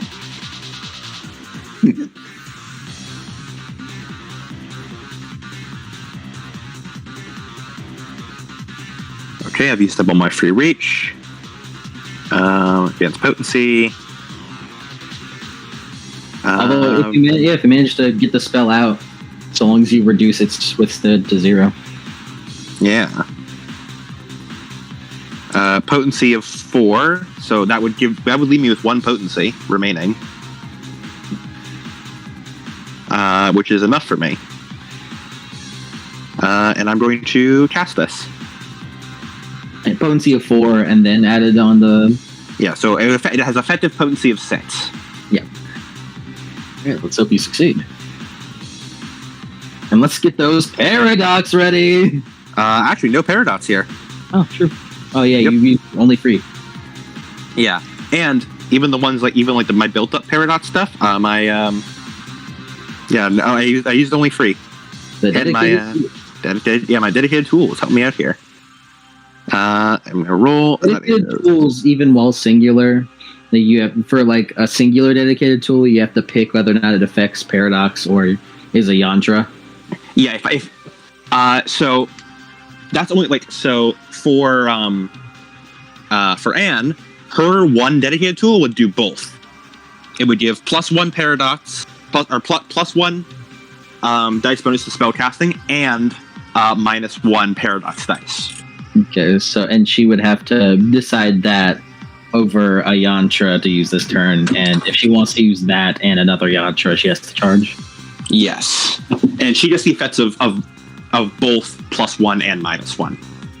Okay, Mark, yeah, for Mark, he gets +2 -3. He gets bigger effects, but he has to use them. Yeah, but he has to use them. And if he only ever uses one, like if he can only use one of them, like the other one gets taken away or something, or his hands are busy, then he can only use either +1 or -1. He does not get both, like Anne would have. I feel like doing this campaign or doing this session really helps bolster my knowledge on mage stuff. Like Same. It's a good run through. I feel like I understood what I was doing before, but actually like doing it now, I'm like, all right, now I'm like, I got this shit now. Oh, ballin', 5 successes. I've gotten exceptional. Oh hell yeah! I'll take my willpower, and do I want a condition? Do you? I do. Let's get you steadfast. All right. Let's get you steadfast. I love this. I love the conditions. It's so good. And how like paradox can give any condition, and I can just this is fun. Mages are fucking sick. Mages are great. We love casting spells. We love casting spells. You just have to get past the learning curve, the fucking sheer cliff of the learning curve. And then once you start getting the momentum with mages, you really start going. Mm-hmm, mm-hmm. Anyways, Mark, as you As you like see her go to stab you with the bayonet, you like very quickly turn one of your flintlocks down as a jet of fire ignites out of it and burns away the vines. And then he's gonna roll across to the side. He was knocked prone from that, right? Yeah, so it was 2 leg racks, which start the knock prone. So you're still knocked prone, but you no longer have the leg racks. Yeah, and it's an instant action you get it from knocked prone, right? Yep. He's going to spend his speed, which is halved right now, right? Yeah. And just like the fucking Metal Gear Solid 5 roll. Mm-hmm. He does that to just fucking roll out of the way. Yeah, she like stabs where you are. Her turn is she like drags the bayonet through the sand and goes to make a melee attack against you. Defensive 7. You haven't had to apply your defense in a while. Yeah. Alrighty. You are knocked prone. You are prone right now. Yep. So we have half defense, right? Yeah. Or is it half or -2? No, it's halved. It's halved? Okay, cool. Knockdown gives half defense, and a melee attacks against you get +2. All right. So you would have 4 defense right now, and she'd get this. This is the best roll she's had with her bayonet, with Skybreaker. For 4 successes. Oof. Or I wrote down here what it is, but I don't actually know what bayonet damage is. Would it be like knife damage? Probably. I was thinking 1 lethal. One lethal made sense. It sounds right, but I didn't know if there was like genuine bayonets. There is, but I think it's 1 lethal. Probably. Anyways, take 5 lethal. All right. As it like kind of scrapes against your chest and you feel like a shallow cut. Armor applies, I assume? Of course. All right. She like drags it against the sand and you like do some more like tumbling and like spider rolling, but she does manage to get a gash in your chest. Ow! It hurt. Mark took 1 lethal from that.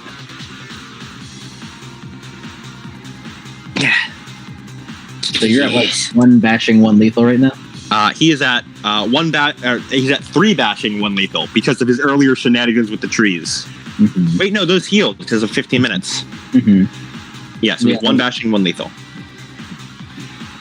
So, and she's at 2 lethal right now. average mage combat. Average mage combat takes an hour. Both parties have barely any damage. we need to deal last health boxes of damage so we can get our more rival beats. Yeah. Hey, at least the fight has looked fucking sick. It's looked very cool. It's looked cool as hell. For Awakened. For Awakened, yeah. Yeah. It's now your turn, as you, I presume. Hey man, it's 2 hours in total session. Yeah, it's not counting all the time you spent fucking around with fighting Mother Nature. There's no way we've had a 2-hour fight. We'd notice. Yeah. I'm going to spend my instant action to stand up and jump back. 5 minutes. As like you do a couple more spider crawls before like punching yourself up back under your feet. Yeah, he's the fucking vast spider crawl away.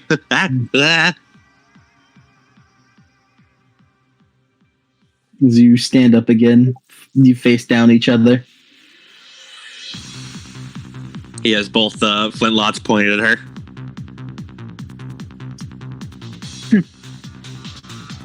She scratches her, she kind of does a little like a nose tap. Now that we're back to neutral, I bet you can't even land a single hit on me. Huh? What was that? I already landed a good couple. Actually, you've only landed 1. Yeah, and you've only landed 1 that hurt on me. So I guess that makes us even, I guess. Fine. I'm getting bored of this anyway. Whoever lands the next hit wins. You're on. As she holds out her bayonet, as she smirks to herself. As you see, as she changes back to a time armor, as she begins to like blur again.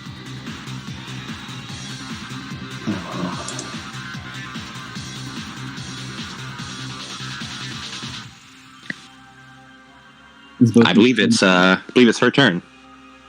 Your turn. Oh, my turn? Mm-hmm. She will dodge.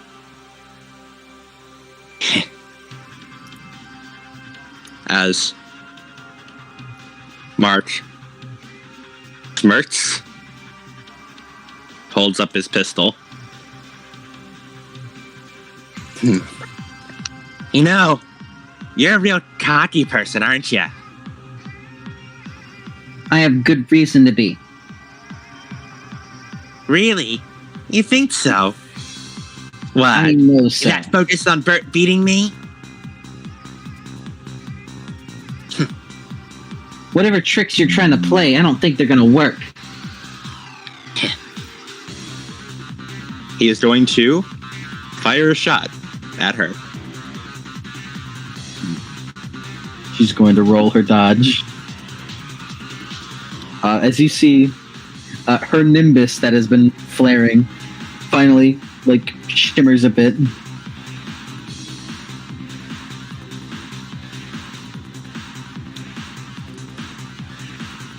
You get your full dice pool. Yeah, and he's not going to short burst this because he's only firing one shot. Oh my god, 7 successes. Yeah, she got 9. She got 9? Yep. I would like to spend my steadfast condition to get man. 1 success. Good man. Get an arcane beat. May I describe this? Go on ahead. As Mark smirks and fires off the shot, and effortlessly, and dodges it without too much issue. And then after that, she lifts up her rifle. Gotcha. As Mark, smirking, spins the gun around, and then blows smoke from it as bonk, a coconut lands on her head. Huh? As he shot the coconut tree behind her to dislodge a coconut to hit her. It deals 1 bashing. Gotcha. Blink, blink, blink. Ah, dang it!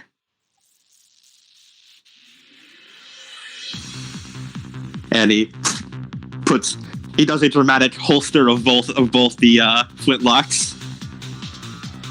Looks like I won. Crosses her arms. Fine.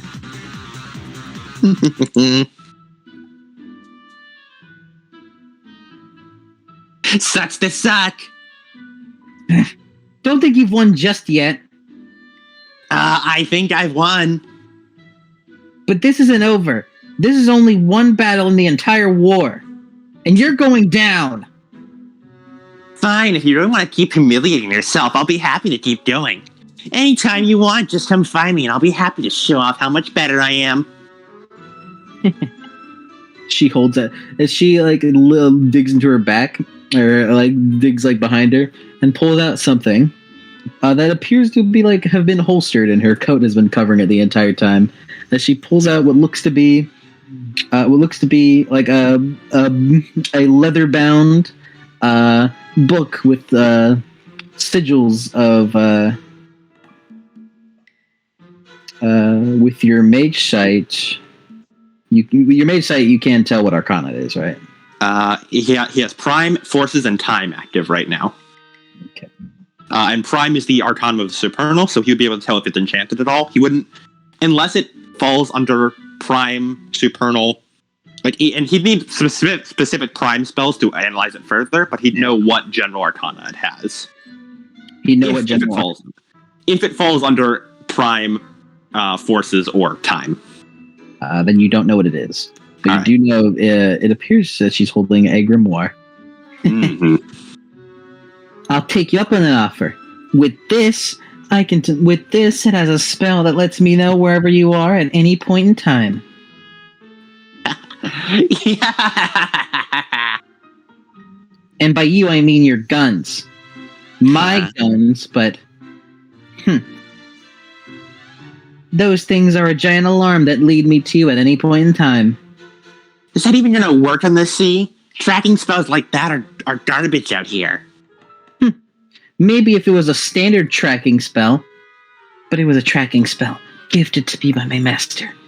So it's surely to track you down anyways. It got me here. It got me here in the first place. Fine. Even if No, I she can't kind do much. of mumbles, even if it took a while.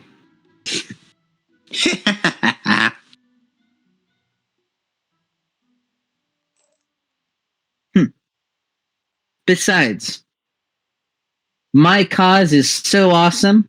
My cause is so awesome that I'm surely that no matter how far you are, I'm sure it'll put me right next to you anyways. Your cause? You fighting for some stupid cause? I didn't say that.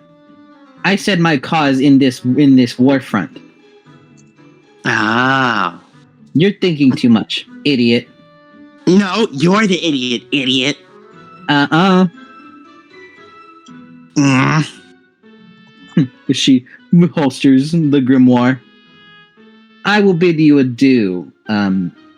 What's your name? Mark Reed, the greatest pirate. Well, second greatest pirate. Soon to be greatest pirate. Second only to my teach. Get an arcane beat back, as if this were like chapter select.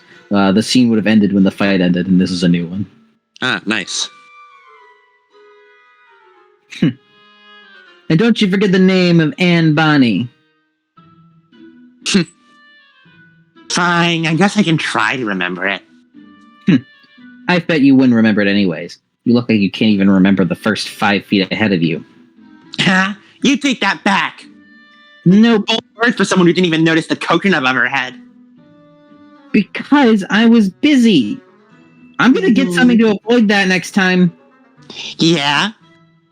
Like this. He tries to show off turn momentum and then realizes, oh, it's run out. You see him, he throws up a bunch of rocks and they just rain down over his head. And the spell ran out. She kicks up a coconut, the coconut that lost her the fight. Kicks up the coconut that lost her the fight. Throws it up into the air, shoots it with the rifle, grabs it, sips from it, and I bid you adieu. Later, Bon Bon. Don't call me that. Gets on a dinghy with the rest of her crew. They sail off. He sticks his tongue out at her, pulls down one eyelid. Sadly, you did not get the beat to damage beat. As you see her cast another spell as they speed off into the distance, back to their sloop a bit of a ways away. Feels good to be a victor. You did hear her say, refreshing, as she took a sip of the coconut. You feel like you've forgotten something. Now to He looks around. get off the island. You look to your little dinghy. Could you roll me your memory? Sure. I hope you succeed.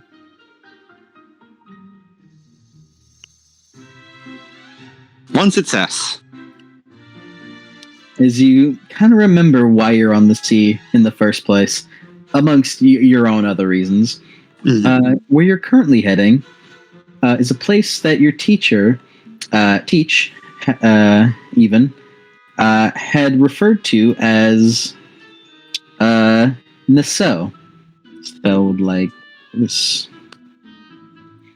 You know, you've been getting closer and closer, and based on the little like internal map that your teacher has placed within you, just for the sake of going down this route to get there.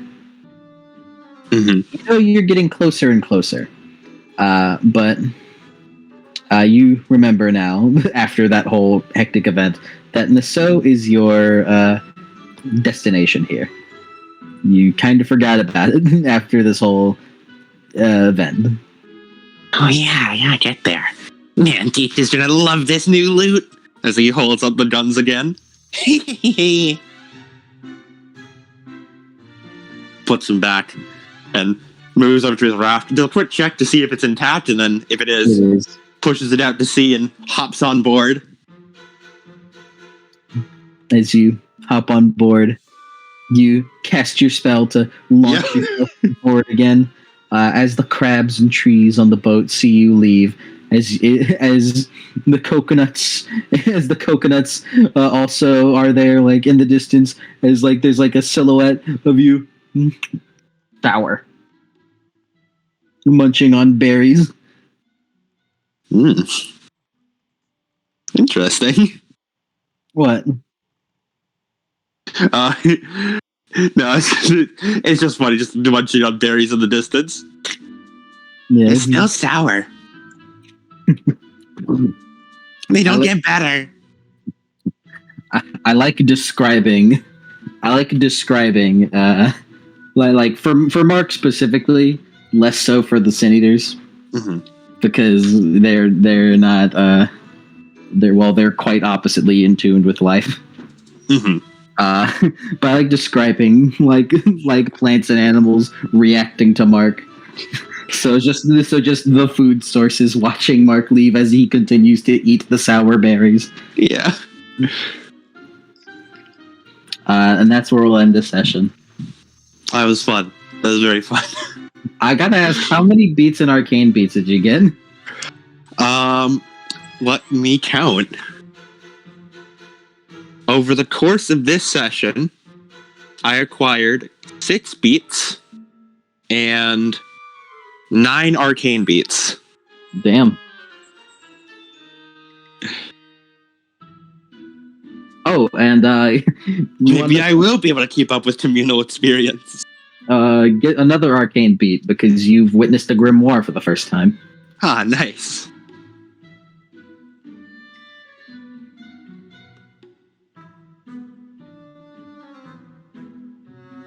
I mean, arcane beats are fun. It's just like, new shit here! New shit. Here's arcane. All right, so you've gotten an experience and 2 arcane experience. Yep.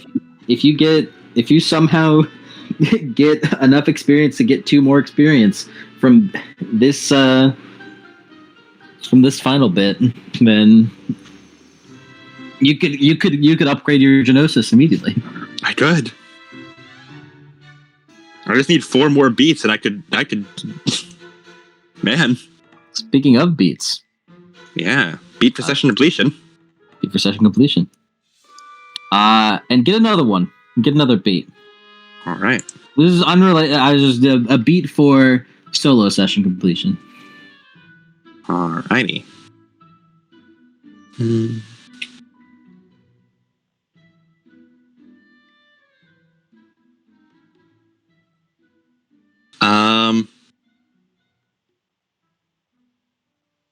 All right. Now to decide on aspirations. The first one I already came up with mid-session. Become a pirate legend.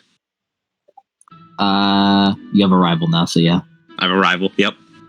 All good, all well-respecting pirate legends should have someone to fight. Speaking of, I'm gonna have a new next aspiration: clash with Anne Bonny. Well, you just did it. So take a beat. All right.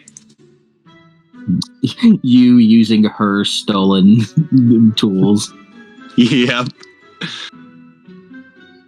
Number 1, Victory Royale.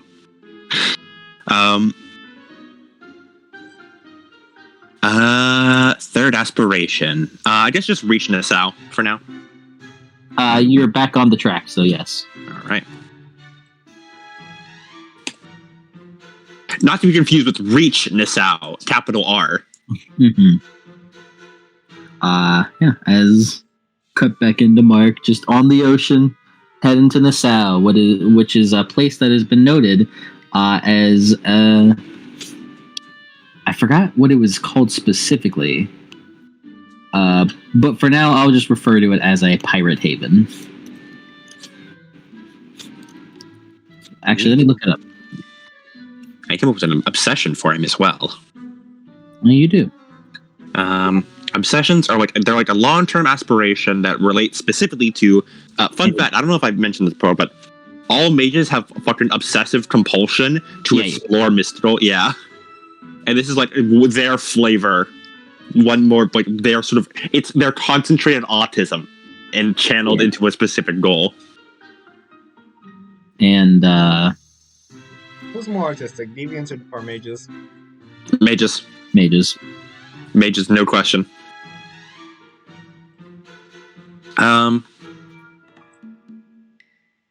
I guess I'm gonna have it as experiment with new ways to use magic. For now. You came up with 2 improvised spells to add to your toolkit. Mm-hmm. And that obsession will probably be refined. Oh, nice arcane beat. That session will probably be refined later on as he gets more concrete goals, meets and learns more about what's going on in the world. Get some more people going on. Mm-hmm. Also, out of all the experience I earned, I would like to spend all 5 of it because I had 1 leftover experience from his character creation to up my Genosis to 2. Yay! Now you have Genosis 6 Nimbus. Yes. Basically, so you have to redo it. Yeah, I'll keep it as the same as it is now, since it gives me no extra bonus currently. You have a Genosis that physically should not exist. They just agree to question that. Nassau is referred to as the Pirate Republic. Yeah, it's a pirate capital.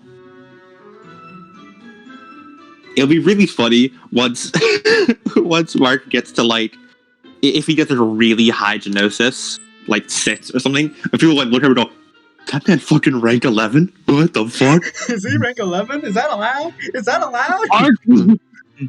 Archmage! Row. Yeah, I don't think it says anything against it not going above it, so. Yeah, it doesn't. Roro Bonnie. Roro Bunny. Like the fucking Edgeworth meme of taking on glasses and people seeing Genosis 6 marks thinking he's Genosis 11. Yeah.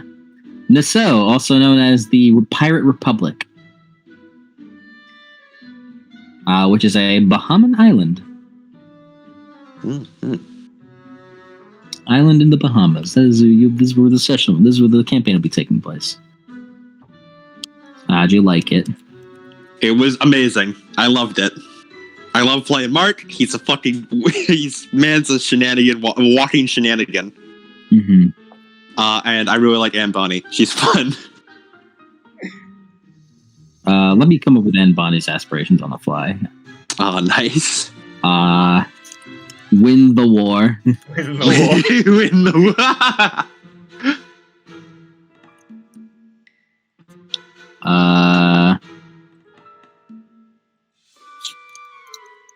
Let's make Master proud.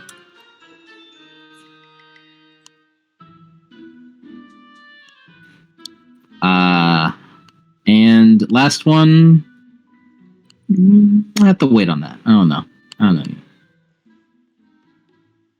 And obsession, I can't tell you. Nice. But you want to know what her Nimbus did? What does her Nimbus do? Which is why at the very end she was so cocky. Her Nimbus does 2 things because if you know that she knows what she knows, so she has potent Nimbus she got for free at 1 dot. Yep. Made sense. and her Nimbus gave her a +2 to wits rolls, or granting 8 again to athletics rolls.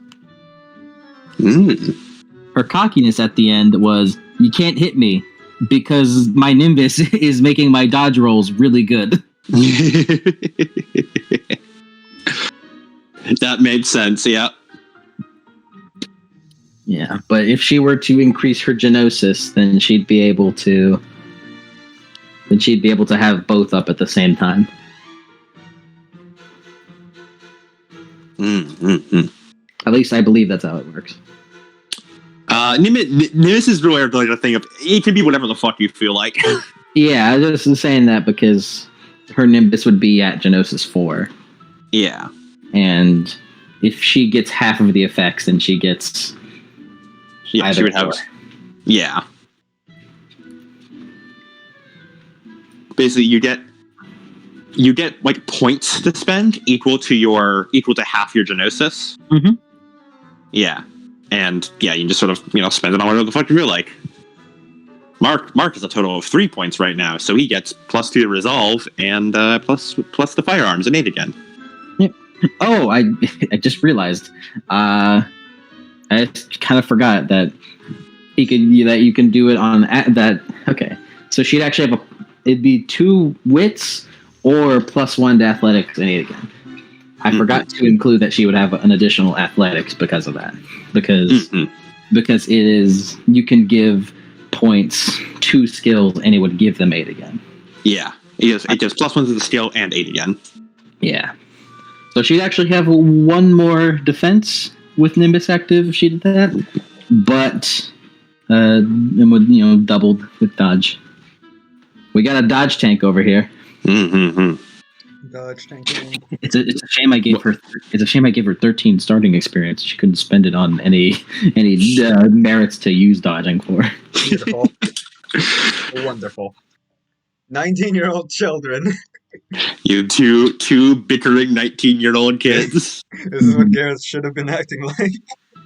You, I don't know, man. I don't think Gareth should have been acting like this.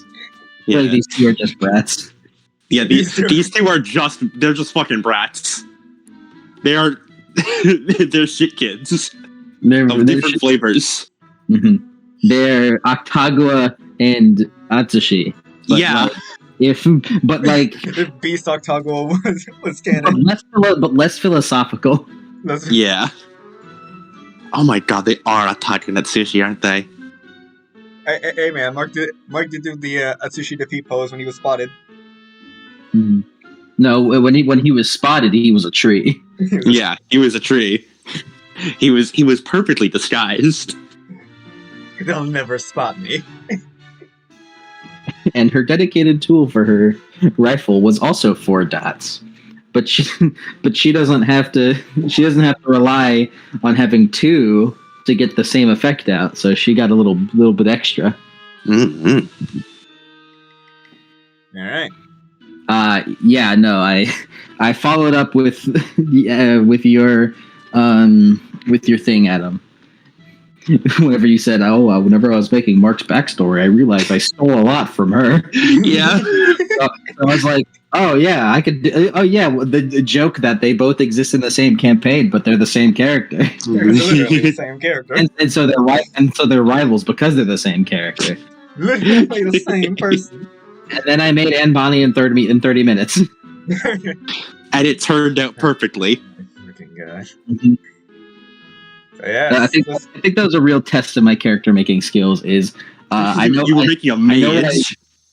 Yeah, there's a test of my character making skills of, all right, I need to make a mage fast, and then I did it in like 30, 40 minutes. Yeah, damn good. For real. A lot of it I did like, all right, I need to cut some corners real quick to get a little bit faster. The speedrunning music was playing in the background. I don't really feel like putting too much time into typing out the whole Nimbus description. Looks over, gets Mark's Nimbus description and edits it.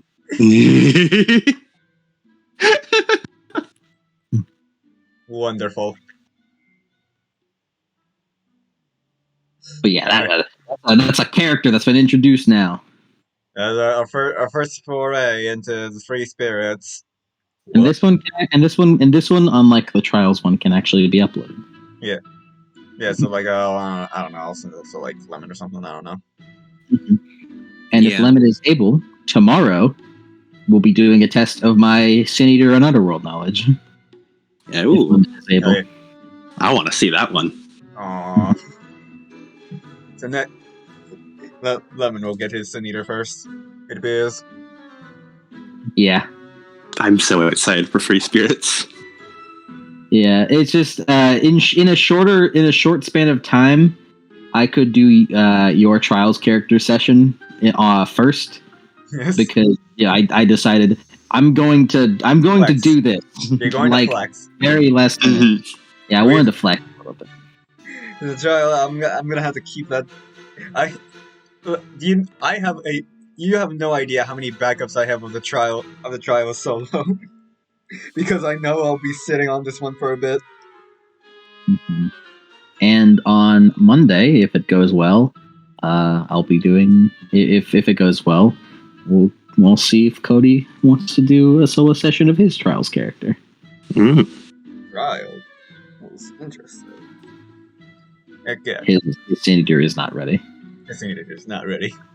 He made it, but he probably has to go through revisions of it because what he imagined back then is not what it is now. This man is not part of the common pool. All right. Anything else? Anything else you want to say before I end the poll? I have a lot of like world building type facts about the Unmasked Seas and the time period as of right now, which I really want to say, but I cannot. You cannot. We'll get to uncover them in time. Mm-hmm. Like, I really want to tell Adam because like he's the progenitor of Chicagoverse. This is in the Chicagoverse, but like also like spoilers. I gotta keep my sleeves. Yeah. This is why I say. There is one fact that I think I can get off really early to just like as like shock value, but I have to find a natural way to include it. You need to find a natural conversation to say it in. Mm-hmm. I don't think I can say it in the conversation. Okay. I think it would have to be done via a smart character looking at something. Alright. It needs to specifically not be Mark. Mm-hmm. Okay. I do believe there's one way, but it would require. It would require. I'll see. I'll see. Alright, recording. I'm excited for you to learn. Recording ending in 3, 2, 1. Bye bye. I'd like for you to